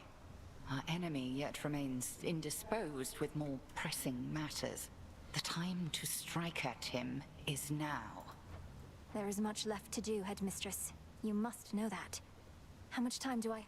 Who can say? Our enemy is time itself. Time's passage seems to bear little meaning anymore. Do not rush needlessly. The task will only take longer that way. I'll do my best. May moonlight guide you. And you as well.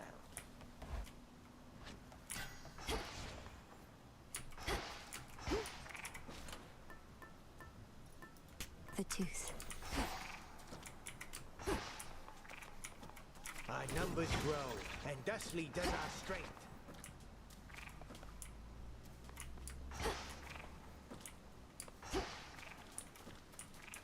Once more. Raining again.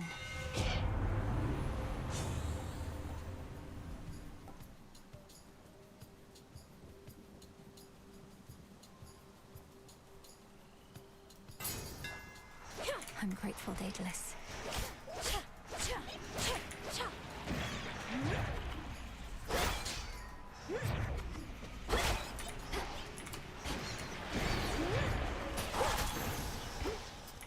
Okay. Hit me then. Beautiful.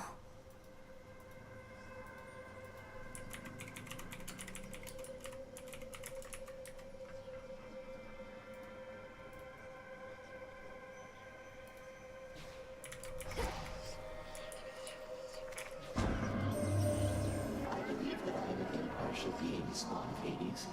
However, even I can be provoked, as Kronos soon shall come to realize. Our experiment concerns his fate.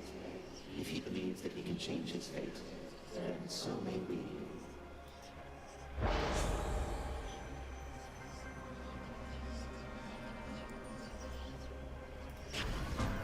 Then it is yours. Do it.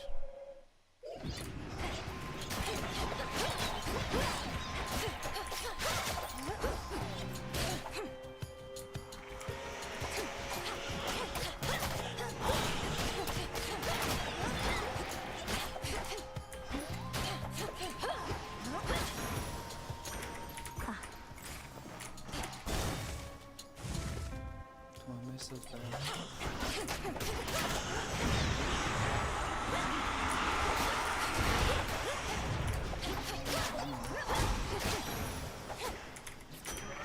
The boon from chaos just took hold. The honors, please, Phrenos. Huh. Why is this gonna get dark instead?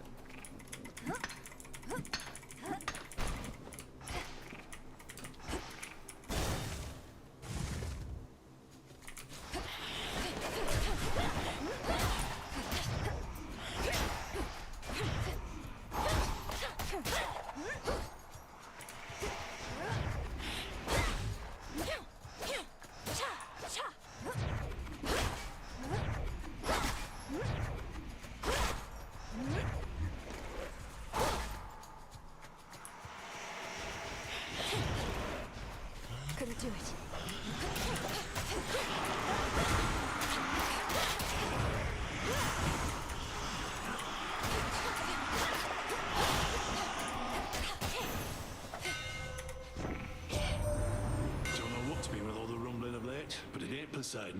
me forge. Probably something bad, but that's...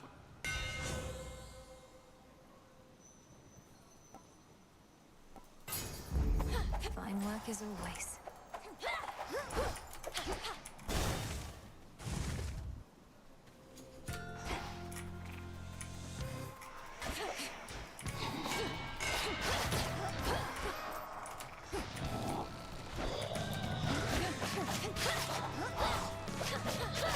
Last one.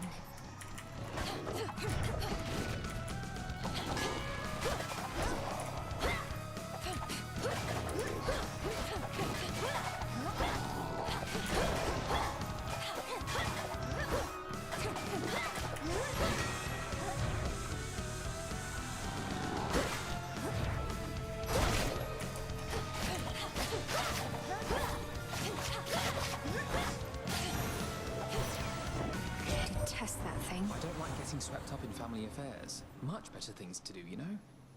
But I couldn't exactly sit this one out. Nor you, I guess.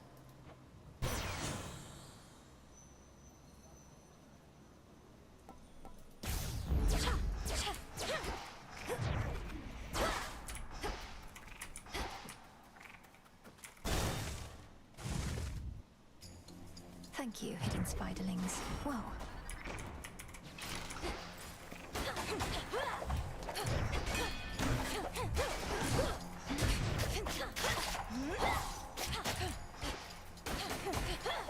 Perhaps I'd better go.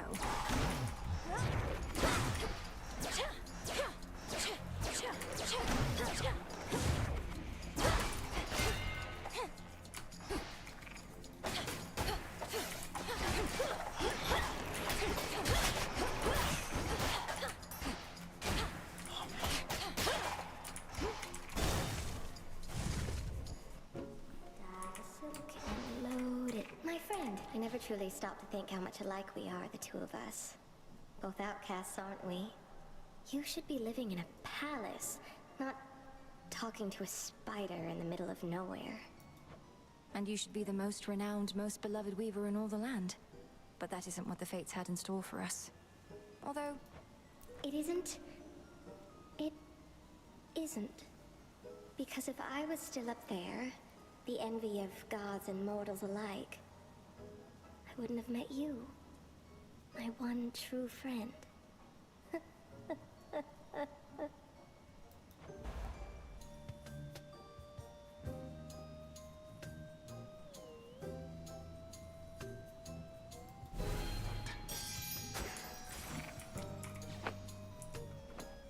May moonlight guide you. No need to be so formal here. Coinage.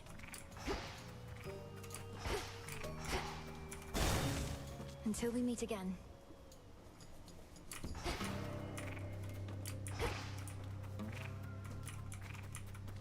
May I help you? May moonlight guide us. Whatever. You're late. Already took care of things here. If you insist on trying to hunt Kronos down, why don't we work at it together at least? Can't be seen with you, and don't need your help besides. But I get you need mine, so here. Take this, and you never saw me.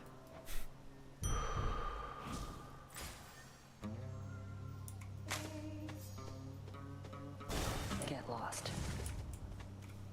She's off.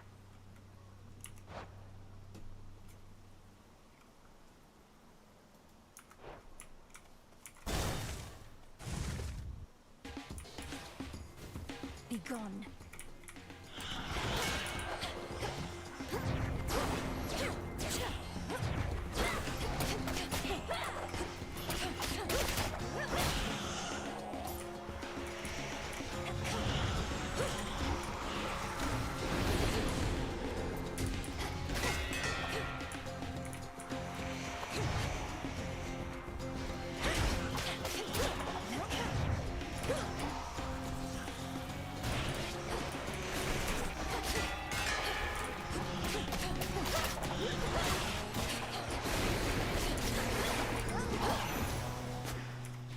Settled.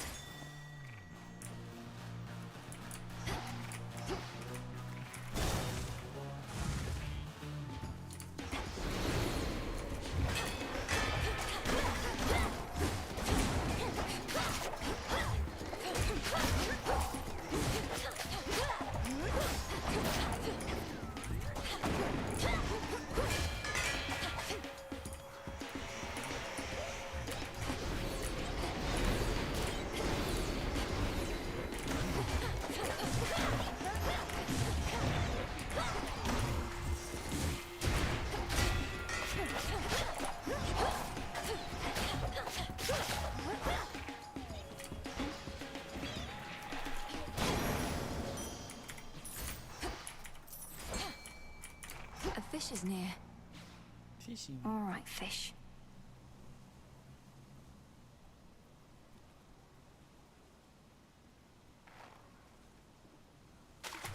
It's a bite.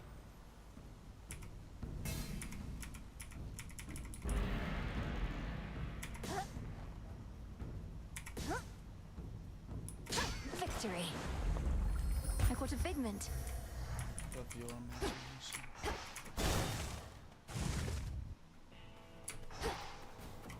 Might protect you, my lord.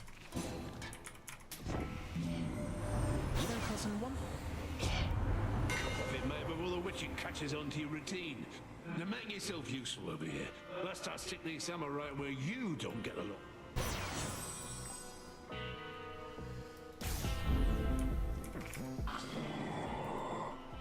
It is indeed.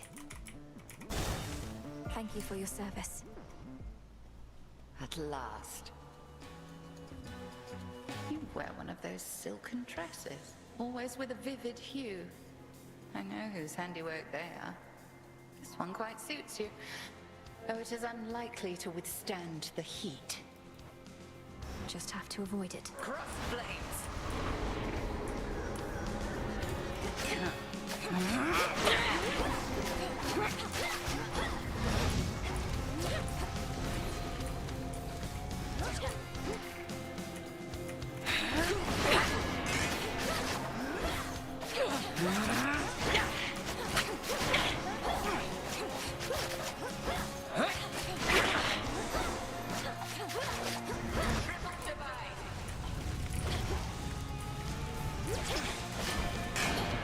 Total eclipse.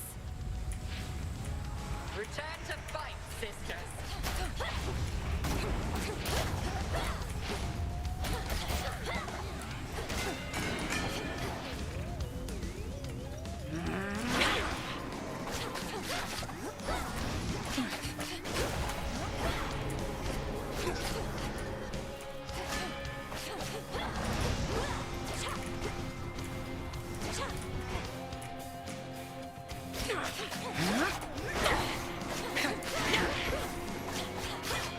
Well done.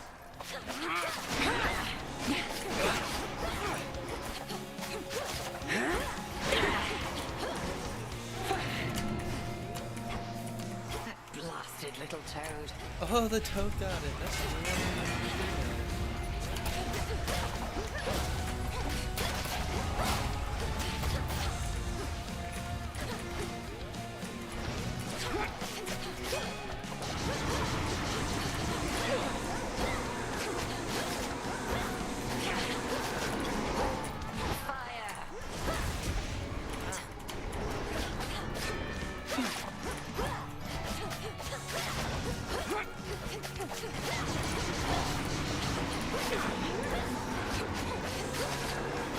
Hold. Excellent. Go on, Melanoi. The greatest teacher is out there. Return to Shadow now.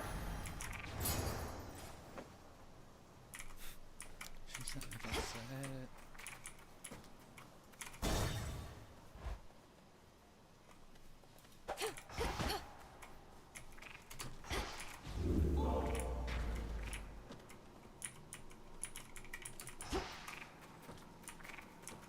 Heading in.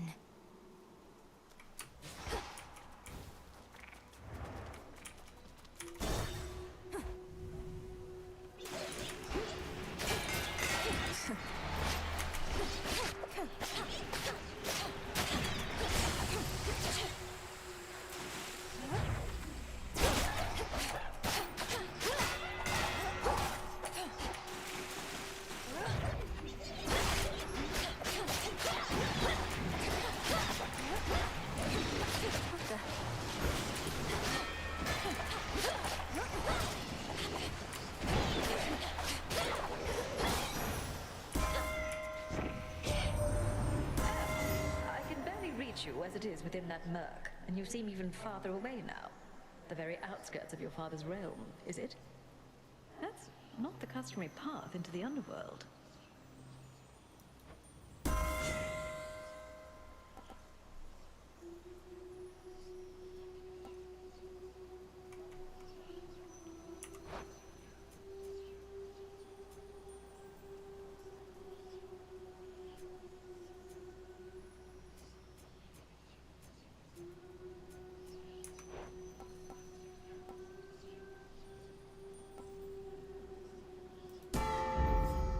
bond renewed.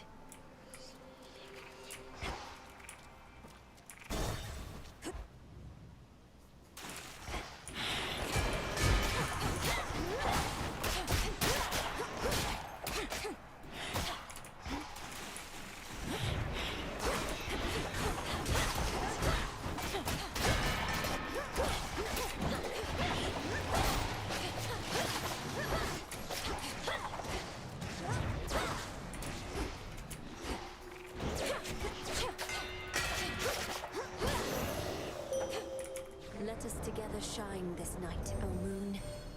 I found you, though my light is but a flicker at these depths.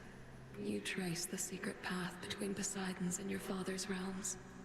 What lurks here has no love for either one. Look forth.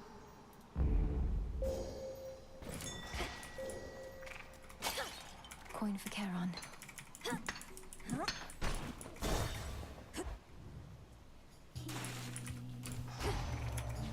Right, smart of you.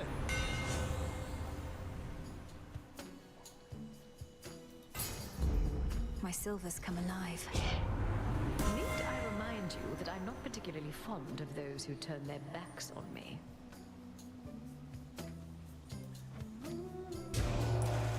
We fickle gods.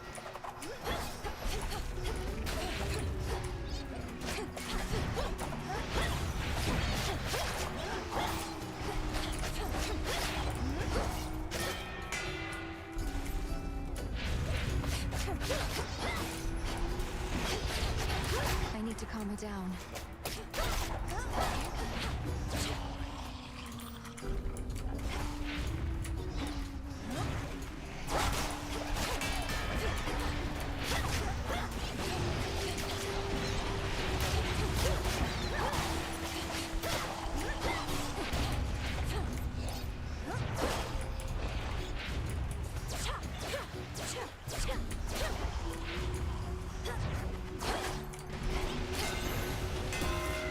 I can still fight. We ought be forming strong alliances, not at each other's throats.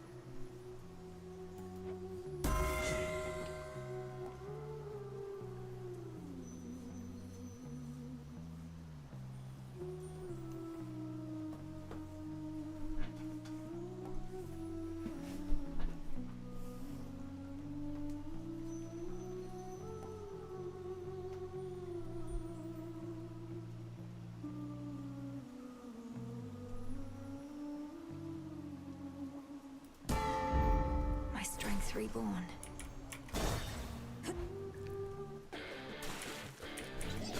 I'm back.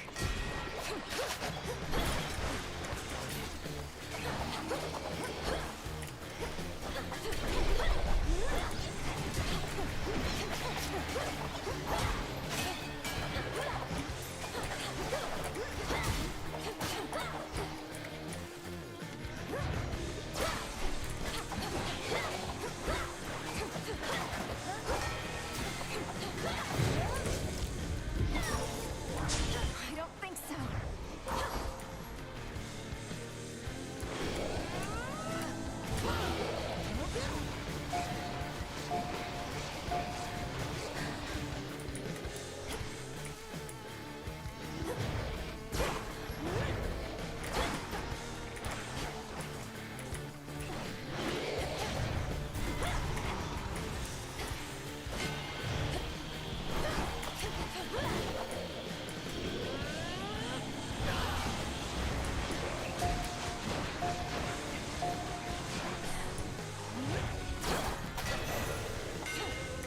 In the name of Hades. Could sacrifice a boon.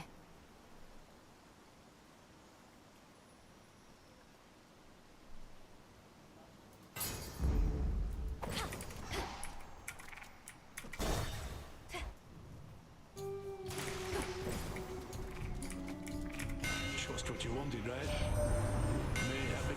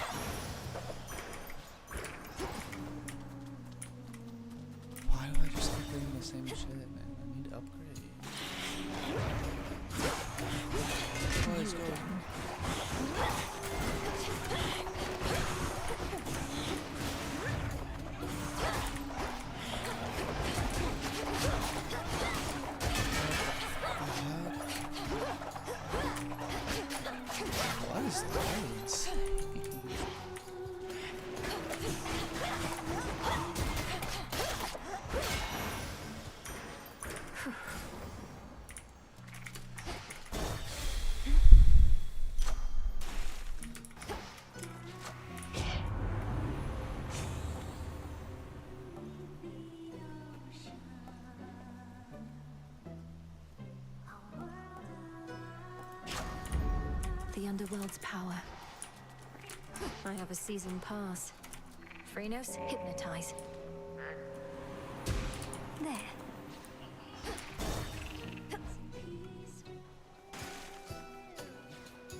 How did you like our latest song, lady? Be honest, there's no right or wrong answer, okay? We thrive on feedback from our fans. If you seek feedback from your fans, ask them. As for me, I felt the chorus was catchy enough, but the lyrics and their disturbing themes were rather distracting. Disturbing? Distracting? Compelling! That's what good music is. That's what Skilla and the Sirens are. As for our song, you'll understand it better if you give it another listen.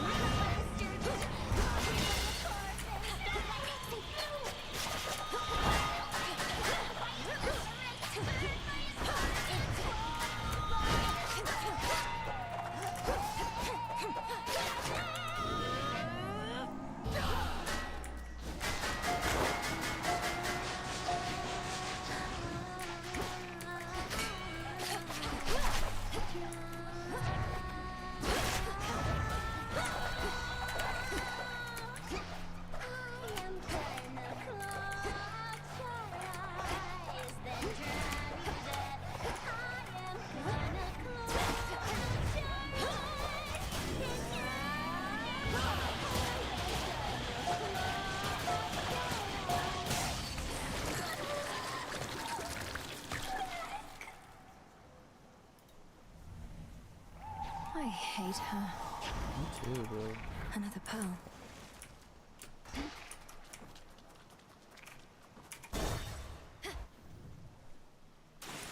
How about another keepsake?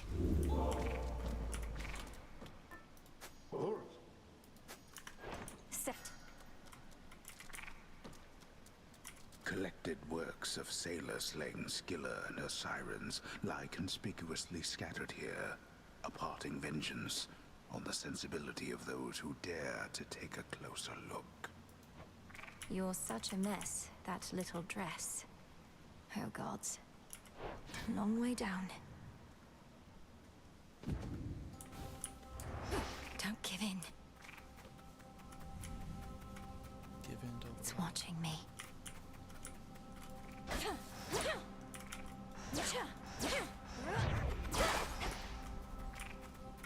it is watching you.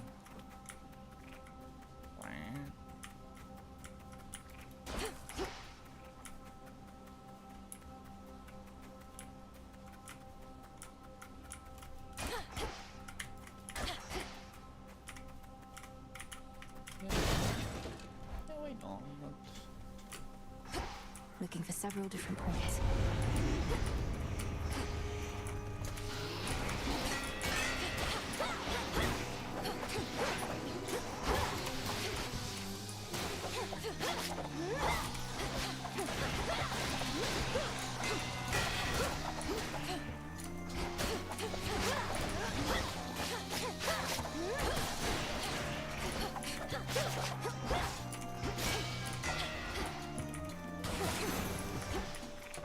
It's over.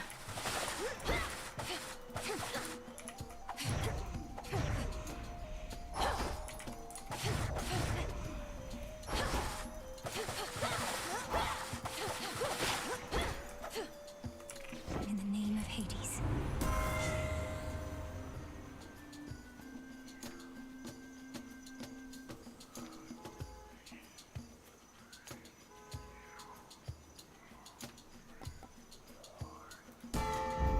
Vested in me.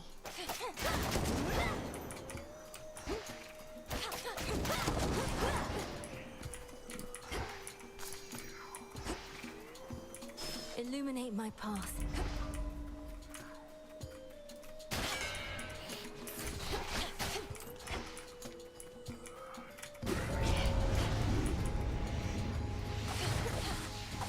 Nami eye.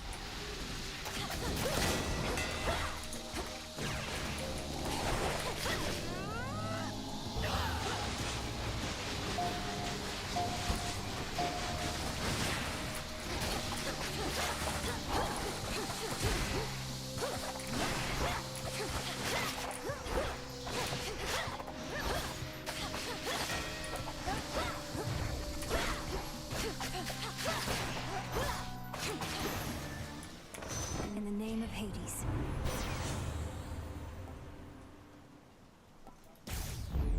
Apollo's light. That was all of them.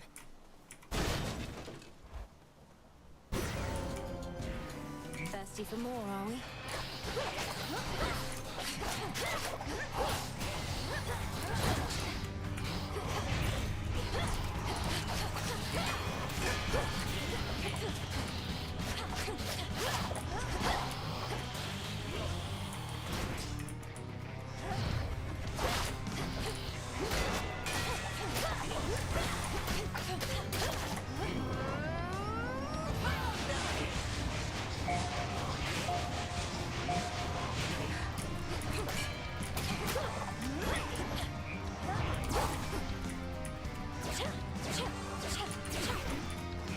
You.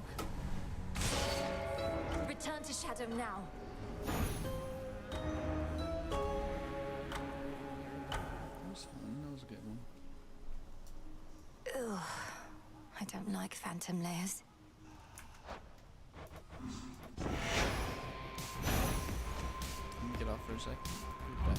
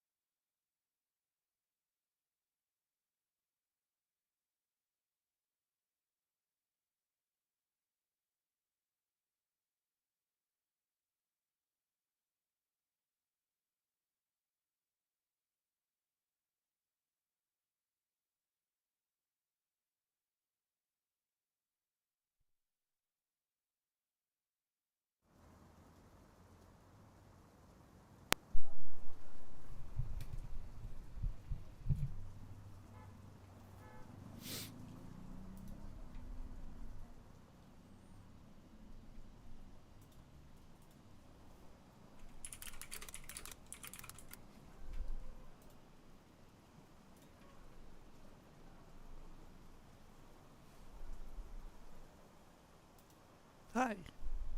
I'm Kyle. And,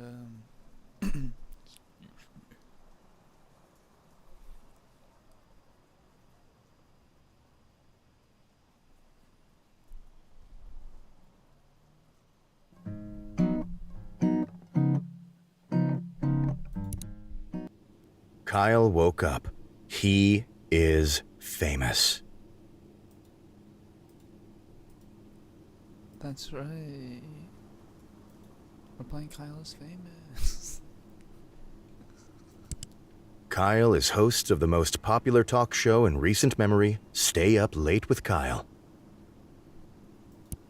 Stay Up Late with Kyle has grown in popularity quickly in the last year, and the public has noticed.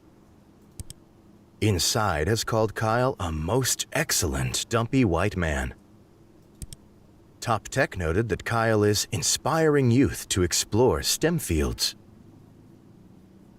Because I'm a computer science. Most other talk shows are dedicated to discussing Kyle and his personal details. Most online videos are best-of clips taken from Kyle's latest broadcast. The eye of the world is upon Kyle. Tonight is Kyle's most important guest interview yet. Stay Up Late with Kyle will be featuring Rachel May. She is a kind and lovely philanthropist. She is dear to the hearts of many. This interview requires preparation. Kyle cracked his eyes open, knowing today is his last chance to prepare for the interview. Kyle has 30 hours left. He must choose his actions wisely. Kyle decided to stay put and wither away. Kyle withered successfully and died. Kyle is now a ghost. This does not relieve him of his responsibilities. Kyle exited his bed and took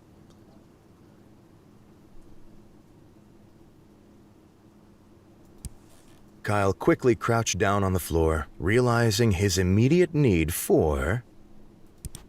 Kyle started to pick between the fuzz of his bedroom carpet, hoping to catch a stray beetle or two. Soon, he had a small handful of various insects, dead and alive. Kyle stashed the wriggling mass for later use. Where? Kyle decided to take some time to choose the perfect outfit, knowing how important Kyle miraculously crammed his dumpy body into the suit. The chest pockets were filled with random knickknacks. And bugs.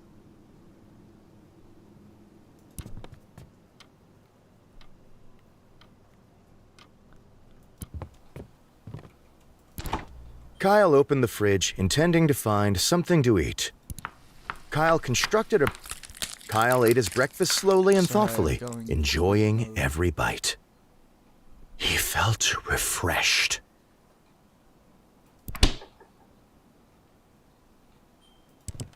Kyle wanted to access the pantry,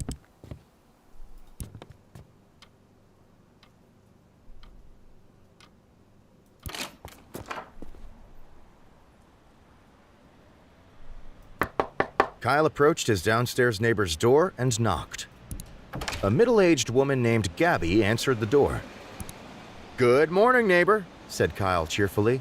Gabby looked at Kyle expectantly. "Gabby," asked Kyle, "tell me about yourself."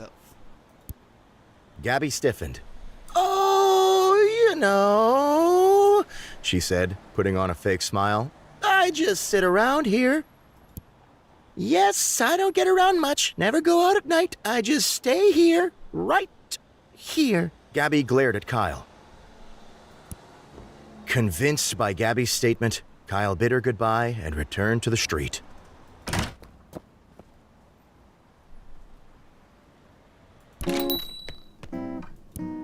Kyle hurried to the set.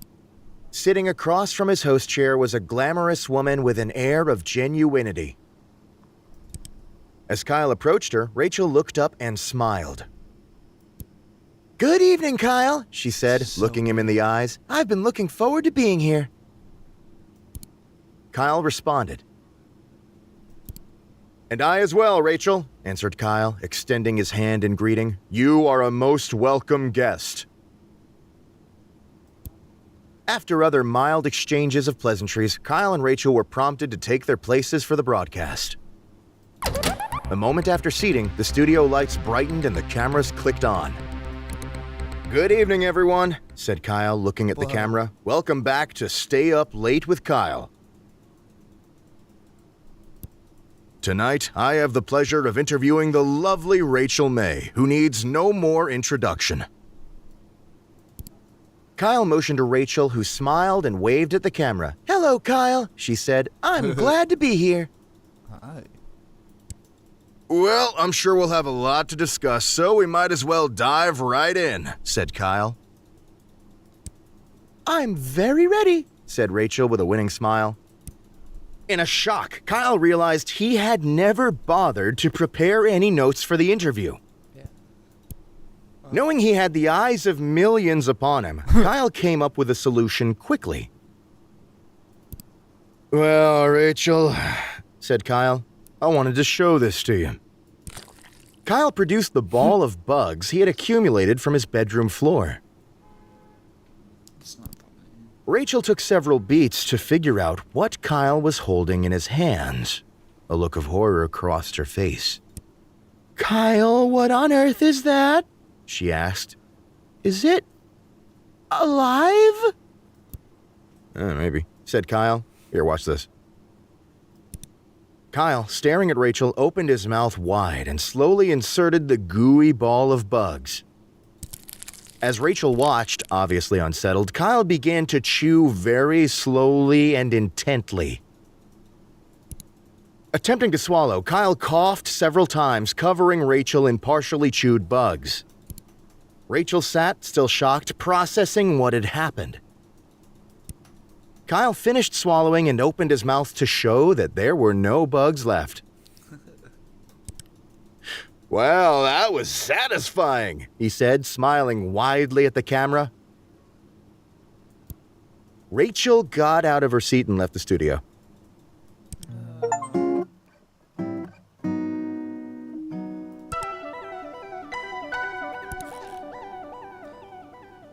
I was a ghost though, right?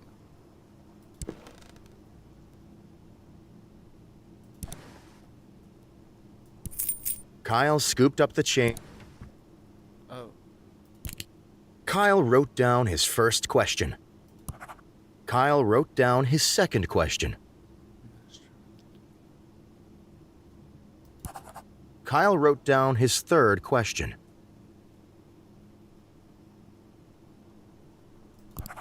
Kyle wrote down his last question. Kyle ripped his page of notes out of the notebook and got up from the desk.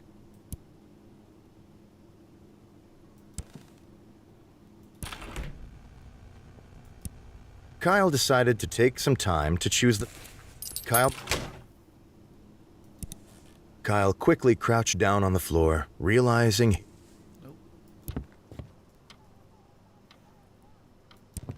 Kyle walked over to the strange door in the hallway, but found quickly that the door was locked. Kyle decided it would be best to try to force the door open with use of his face. After smashing his features into solid wood for several minutes, Kyle gained severe short-term amnesia.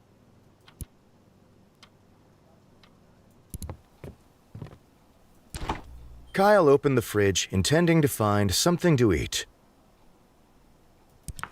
Kyle constructed a breakfast of... Kyle...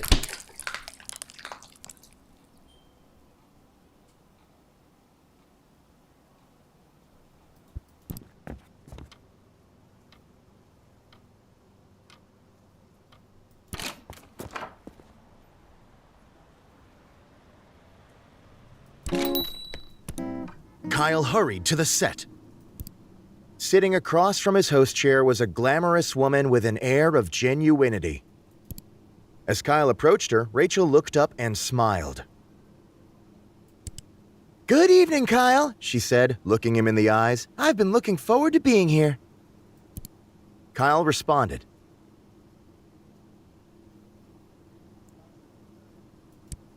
Hello. You?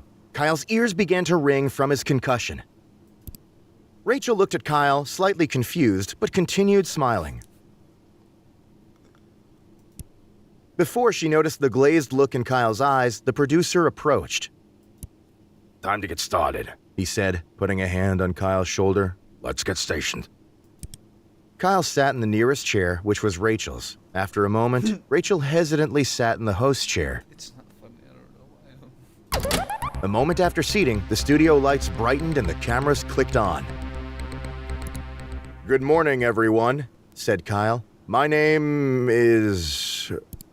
Kyle made a desperate effort to remember his name, or really anything. Kyle looked at Rachel. Do you know who I am? He asked. Rachel looked back, confused. Who are you? Well, if you're not Kyle, I don't know who you are, Rachel smiled sweetly. Kyle made up his mind that he was probably Kyle. Well, he said, I'm Kyle. A long silence followed. Eventually, Rachel spoke again. And I'm Rachel. Hi, everyone, she waved. Hi, Rachel, said Kyle. So why are we here? Rachel was visibly worried. Ha ha, funny, she said. Weren't you planning on asking me any questions? I mean, I don't have any ideas, said Kyle. Kyle kept staring at Rachel. Someone coughed. Kyle looked around and noticed the crew. Who on earth are all of you? He asked. Nobody... Kyle got out of his chair and walked off frame, leaving Rachel alone with millions of viewers. Rachel smiled at the camera nervously. Well, she said, let me tell you some knock-knock jokes. Eventually, the producer ended the broadcast early due to technical issues.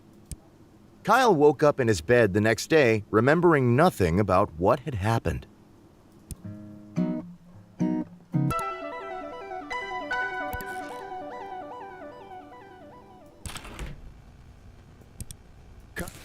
Kyle miraculously cramped.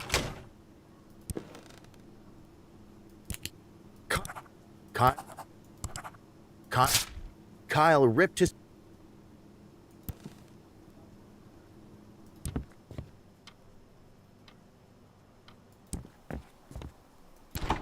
Kyle...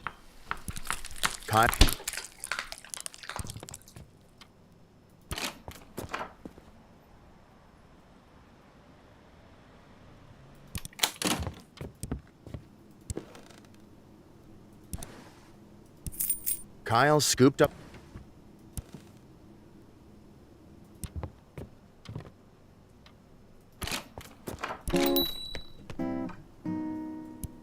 Kyle... As Kyle approached her, Rachel looked up and smiled. Good? Kyle responded.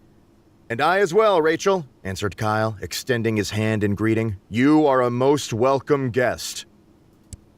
After other mild exchanges of pleasantries, a moment after seating, the studio...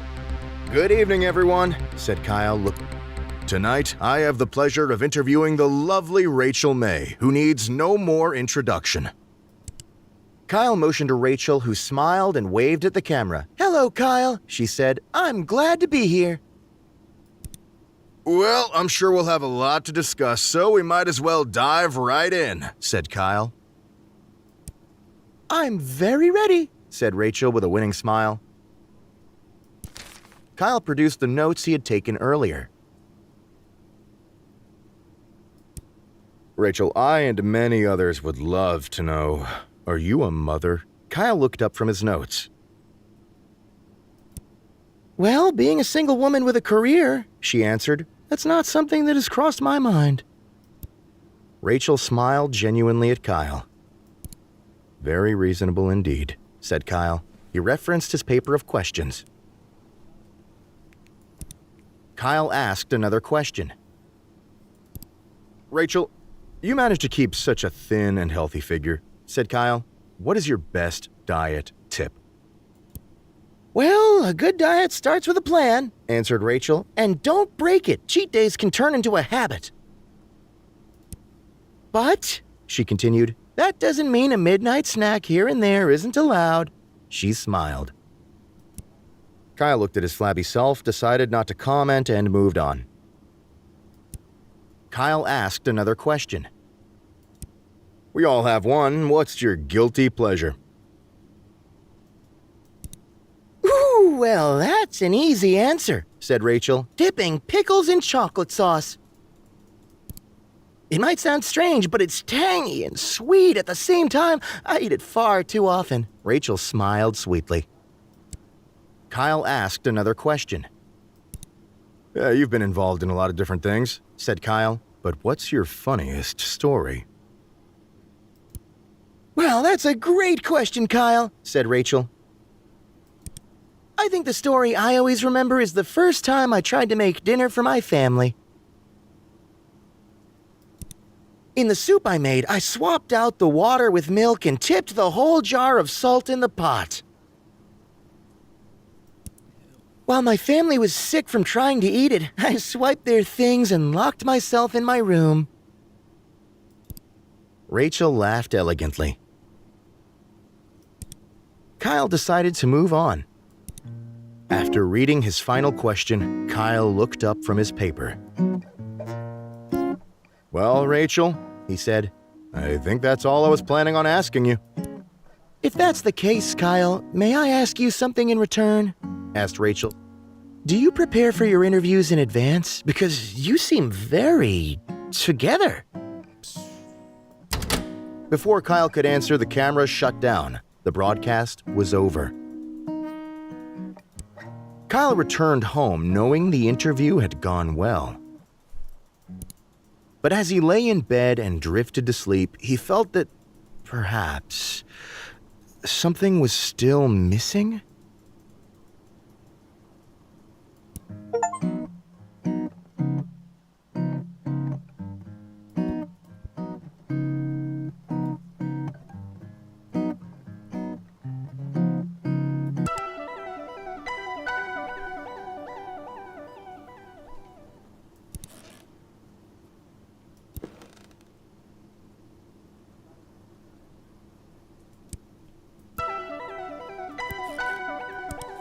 Kyle quickly crouched down on the floor, realizing his immediate need for... Kyle began to comb through the damp piles of filth and mold on his floor in search of helpful items. After finding and eating a few bits of crumbs and old cheese, Kyle found something much more important. Indeed, it was the corpse of Harry, a friend that had gone missing years ago while at Kyle's house. Kyle was glad to see him again, but was unsure of whether to interrupt such an important day with Harry business. Kyle hoisted Harry onto his shoulder and took him outside. Kyle began dragging Harry's body down the street, drawing many, many stares. Kyle knew exactly where he needed to take Harry's corpse, on a lovely playdate, just the two of them. Kyle and Harry started at the arcade. Kyle used Harry's arms to operate the joysticks and push buttons. After 5 or 6 different games, the two friends had enough tickets for a single candy bar. They took their prize to the local park for eating. Kyle tried to feed some of the chocolate bar to Harry, but Harry seemed to not have an appetite. After eating, Kyle noticed a nearby playground. He dragged Harry over. Kyle tried to figure out a way to swing Harry onto the swing set, but, lacking the ability to grip, Harry kept falling out.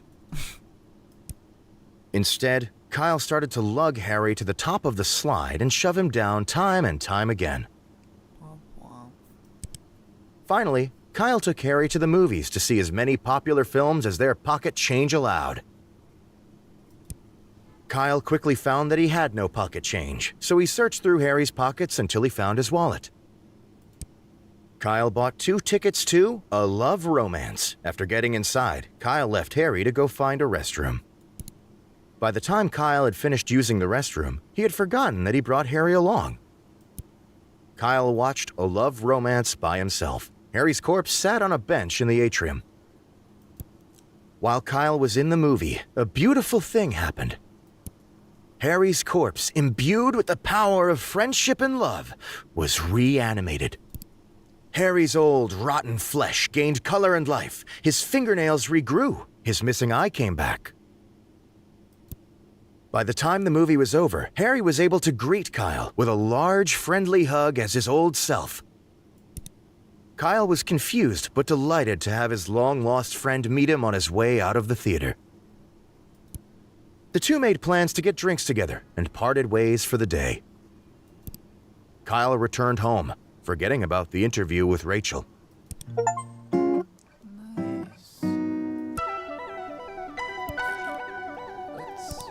Kyle quickly crouched down on the floor, realized...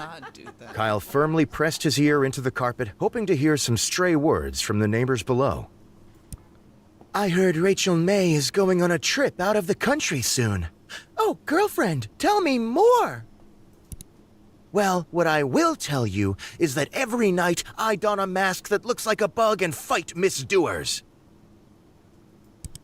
There was a stunned silence. Then, a door opened, and someone exited the neighbor's apartment.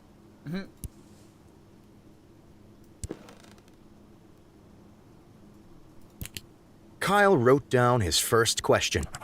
Kyle wrote down his second question. Kyle wrote down his third question. Kyle wrote down his last question. Kyle ripped his page of notes out of the notebook and got up from the desk.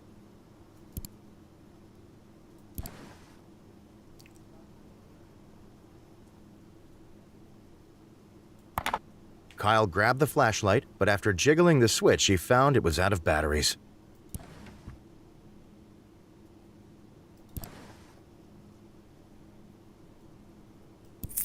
Kyle scooped up the change scattered around the desk.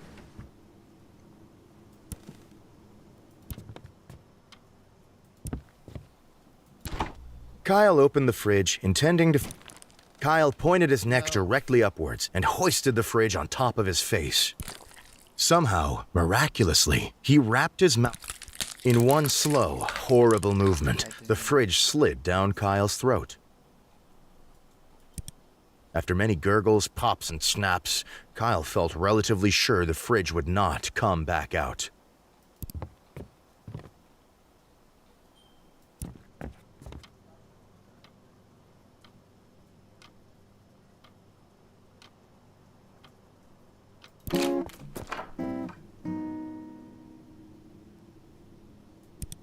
Kyle hurried to the set. Sitting across from his host chair was a glamorous woman with an air of genuinity. As Kyle approached her, Rachel looked up and smiled. Rachel's smile quickly turned to shock as she realized Kyle waved and smiled broadly. Kyle started making his rounds around the room. As it became apparent that Kyle had no intention of leaving, Rachel made some excuses and, one by one, the crew followed Kyle.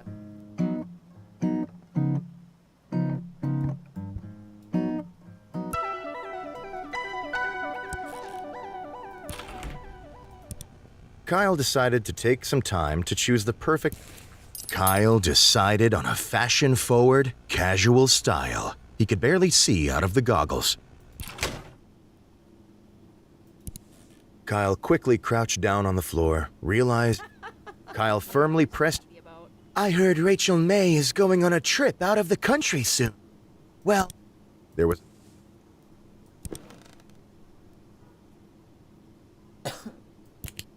Kyle wrote down his first... Kyle wrote down his second question. Kyle wrote down his... Kyle wrote... Kyle...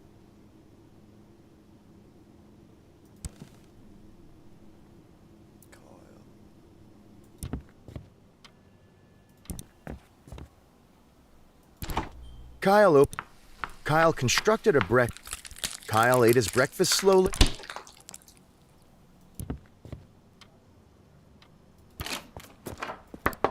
Kyle approached. A middle-aged woman named Gabby answered the door. "Good morning, neighbor," said Kyle cheerfully. Gabby looked at Kyle expectantly. "Gabby?" Kyle asked. "What are your—" "Oh, Rachel?" Gabby said. "She's a wonderful woman. Her generous acts have inspired more good work than bad." Gabby trailed off, not meeting Kyle's eyes. After several uncomfortable minutes of silence, Kyle turned around and left. Kyle hurried to the set. Sitting across from his host chair, as Kyle approached her, Rachel looked up and smiled. "Good evening, Kyle," she said, looking him in the eyes. "I've been looking forward to being here." Kyle responded. "And I as well, Rachel," answered Kyle, extending his hand in greeting. "You are a most welcome guest." After other mild exchanges of... A moment after seating, the studio lights brightened and the cameras clicked on. "Good evening, everybody," said Kyle. "My neighbor is a bug vigilante." With nothing more to say on the matter, he fell silent. Rachel, also on camera, stared at her hands and wondered when she was going to be introduced. The producer started cutting to different camera angles to break the tension. Kyle continued to remain silent and stare forward blankly. After several minutes, neighbor Gabby walked out onto set. "Hi, everyone," she said, smiling hollowly. "My name is Gabby, and I'm not a bug vigilante." False. Kyle looked at Gabby and then returned to staring forwards. Gabby began to reply, but was interrupted by a bug-shaped intercom on her belt.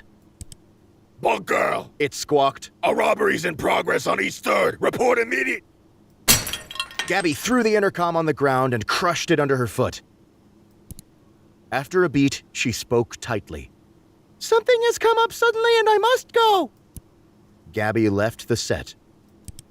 "Well," said Kyle, "that's all the time we have for tonight. Thanks for joining us, Rachel." Kyle got up, shook Rachel's hand again, and walked past the cameras, leaving her alone. Not knowing... In the coming days, fans of both Rachel and Kyle dubbed this show as a masterpiece of television. Stay Up Late with Kyle's online pages were updated to reflect this broadcast as the most popular ever. Kyle's producer later tried to have Rachel on the show again, but she was very, very, very busy.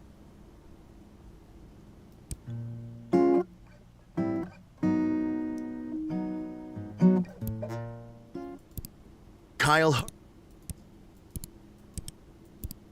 And I... A moment after... Good. Tonight, I have the pleasure of interviewing the lovely Rachel May, who needs no more introduction.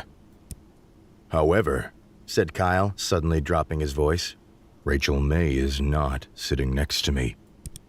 She is not new to this show. She did not walk in before me.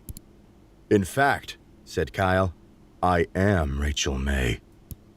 Rachel looked at Kyle, confused, and silently mouthed the words, "You are who?" Kyle stood up quickly and threw his arm high above him, pointing upwards. "I have never been Kyle," he proclaimed. "I have never been the host of the show Stay Up Late with Kyle." Kyle looked and pointed directly at the camera. "I am here for but one reason, to interview myself." Kyle sat down in his chair and went to produce the notes he had taken earlier. Kyle read the first question on his list. "Are you a mother?" "Well," he said, brightening, "I'm glad you asked. Yes, I have produced many, many, many children." "In fact," said Kyle, motioning to Rachel, "one of my children is sitting here with me today." Rachel looked incredibly confused. After a moment, Kyle spoke again. "I am your mother!" He stood up again. "Give me a big hug, daughter!" After a moment more, Rachel shrugged, stood up, and gave Kyle a hug. The interview continued, Kyle talking about his supposed raising of Rachel and their times together. Rachel engaged in the interview with exuberance, answering questions as best she could and enjoying every moment. From this episode, Rachel's childhood and family became a debated topic in her fan base. When fans asked Rachel about the matter, she would giggle and make a joke about the interview. Scientists and fans began to dig deep, finding evidence both for and against the Kyle is Rachel's mother theory. But no matter how much anyone dug, nobody was able to come to a conclusion on the matter. Kyle had created a public mystery.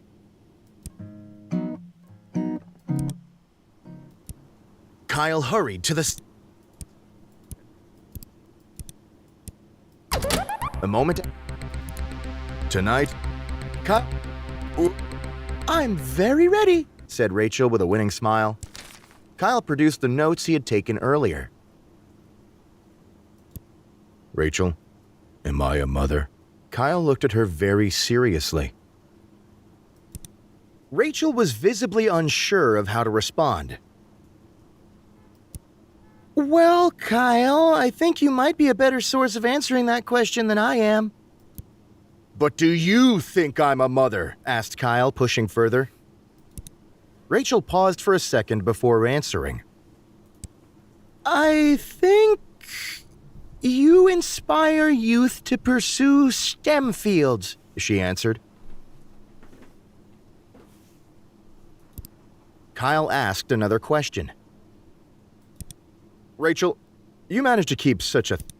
Well, a good diet, but... She continued. Kyle looked at his flabby... Kyle asked another question. Hey, I ran over a puppy on purpose, said Kyle. Everyone in the studio froze. Kyle spread his hands out wide. It's a joke!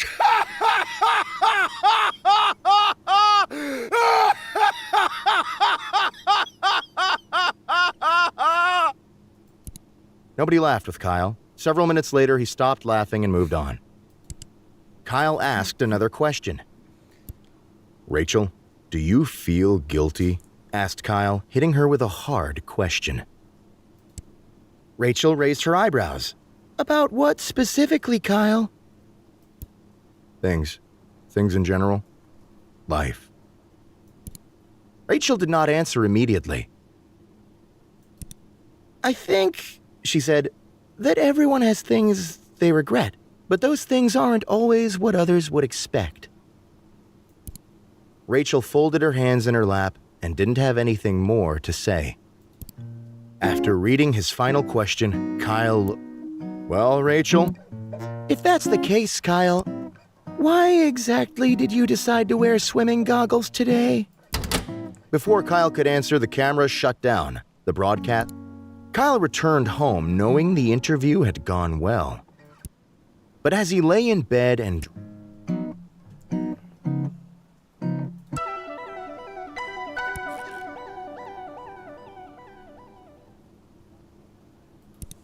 Kyle quickly crouched down on the...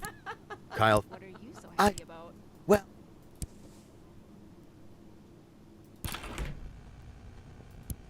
Kyle decided...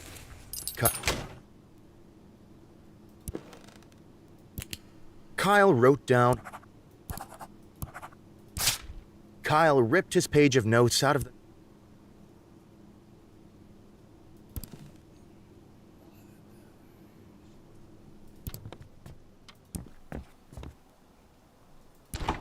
Kyle opened the fridge. Kyle ate...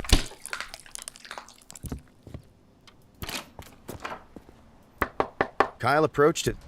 A middle-aged woman named Gabby and... Good morning, neighbor, said Kyle cheerfully. Gabby looked at Kyle expectantly. Gabby, asked Kyle, are you the bug vigilante? For a moment, Gabby looked stunned, but then she realized his seriousness. Gabby nodded once. The door shut in Kyle's face.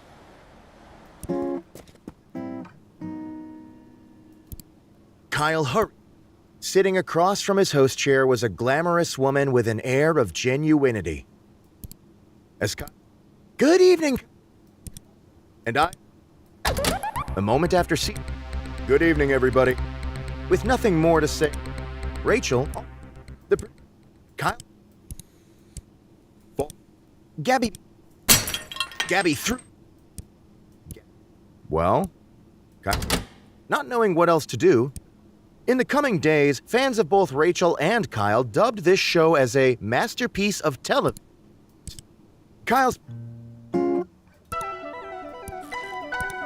Kyle quickly crouched down on the floor, realized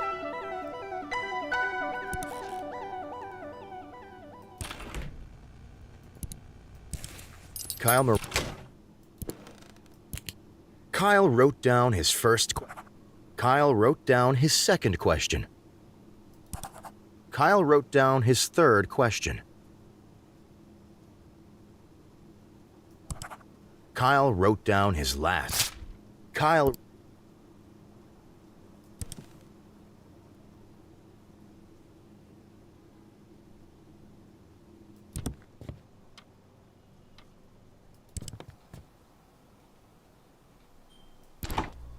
opened the fridge, intending to find something to eat. Kyle ate his breakfast slowly.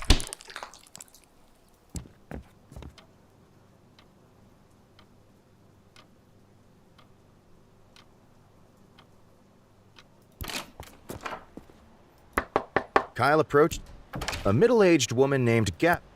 Good morning, neighbor. Gabby, Kyle asked. The expectation on Gabby's face transformed. Even the worst of men are given grace, Kyle, she replied, though they don't deserve it. As she finished her sentence, she gently pushed Kyle away and shut the door.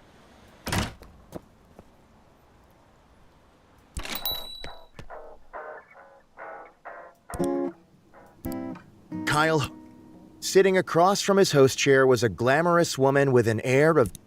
As Kyle responded, Kyle stretched his arms, was interrupted by his producer telling him and Rachel that it was time to start the show. A moment after seating, the studio lights brightened. Good evening, everyone. Tonight, I have the pleasure of... Kyle, I'm very ready. Kyle produced the notes he had taken earlier.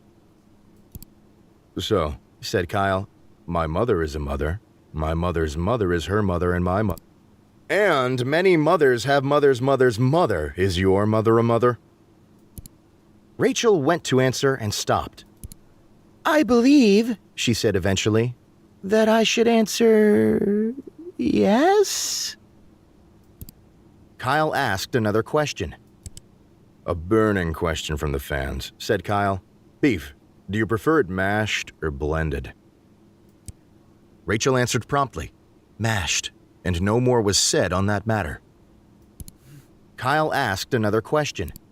Do you ever smile? Spat Kyle. Like, seriously. Rachel stopped smiling. If you're gonna be on the show, you need to smile, okay? Said Kyle, not smile.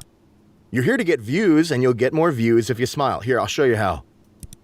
Kyle turned to the camera and gave the audience a huge, teeth-clenched, bug-eyed grimace. Rachel nodded and obviously wanted to move on. Kyle... Rachel. Are you guilty? Kyle threw his questions on the floor, stood up and pointed at her. Rachel's eye twitched slightly. Guilty of what, dear Kyle? She smiled disingenuously. Guilty, spat Kyle. Of your crimes! Rachel did not answer. Her eyelids both started twitching uncontrollably. After reading his final question, Kyle... Well, if that's the case, Kyle, do you prepare for your interviews in advance? Before Kyle could answer, the camera shut down. The broadcast... Kyle returned home knowing the but...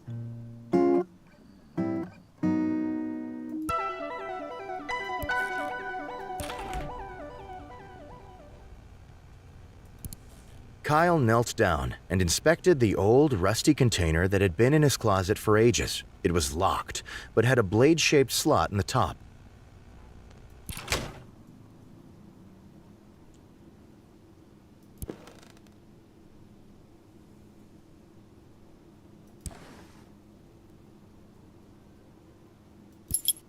Kyle grabbed.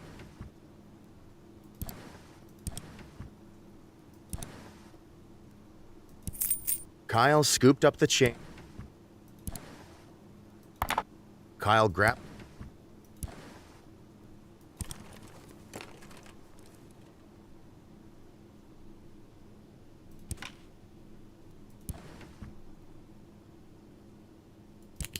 Kyle wrote. Kyle ripped.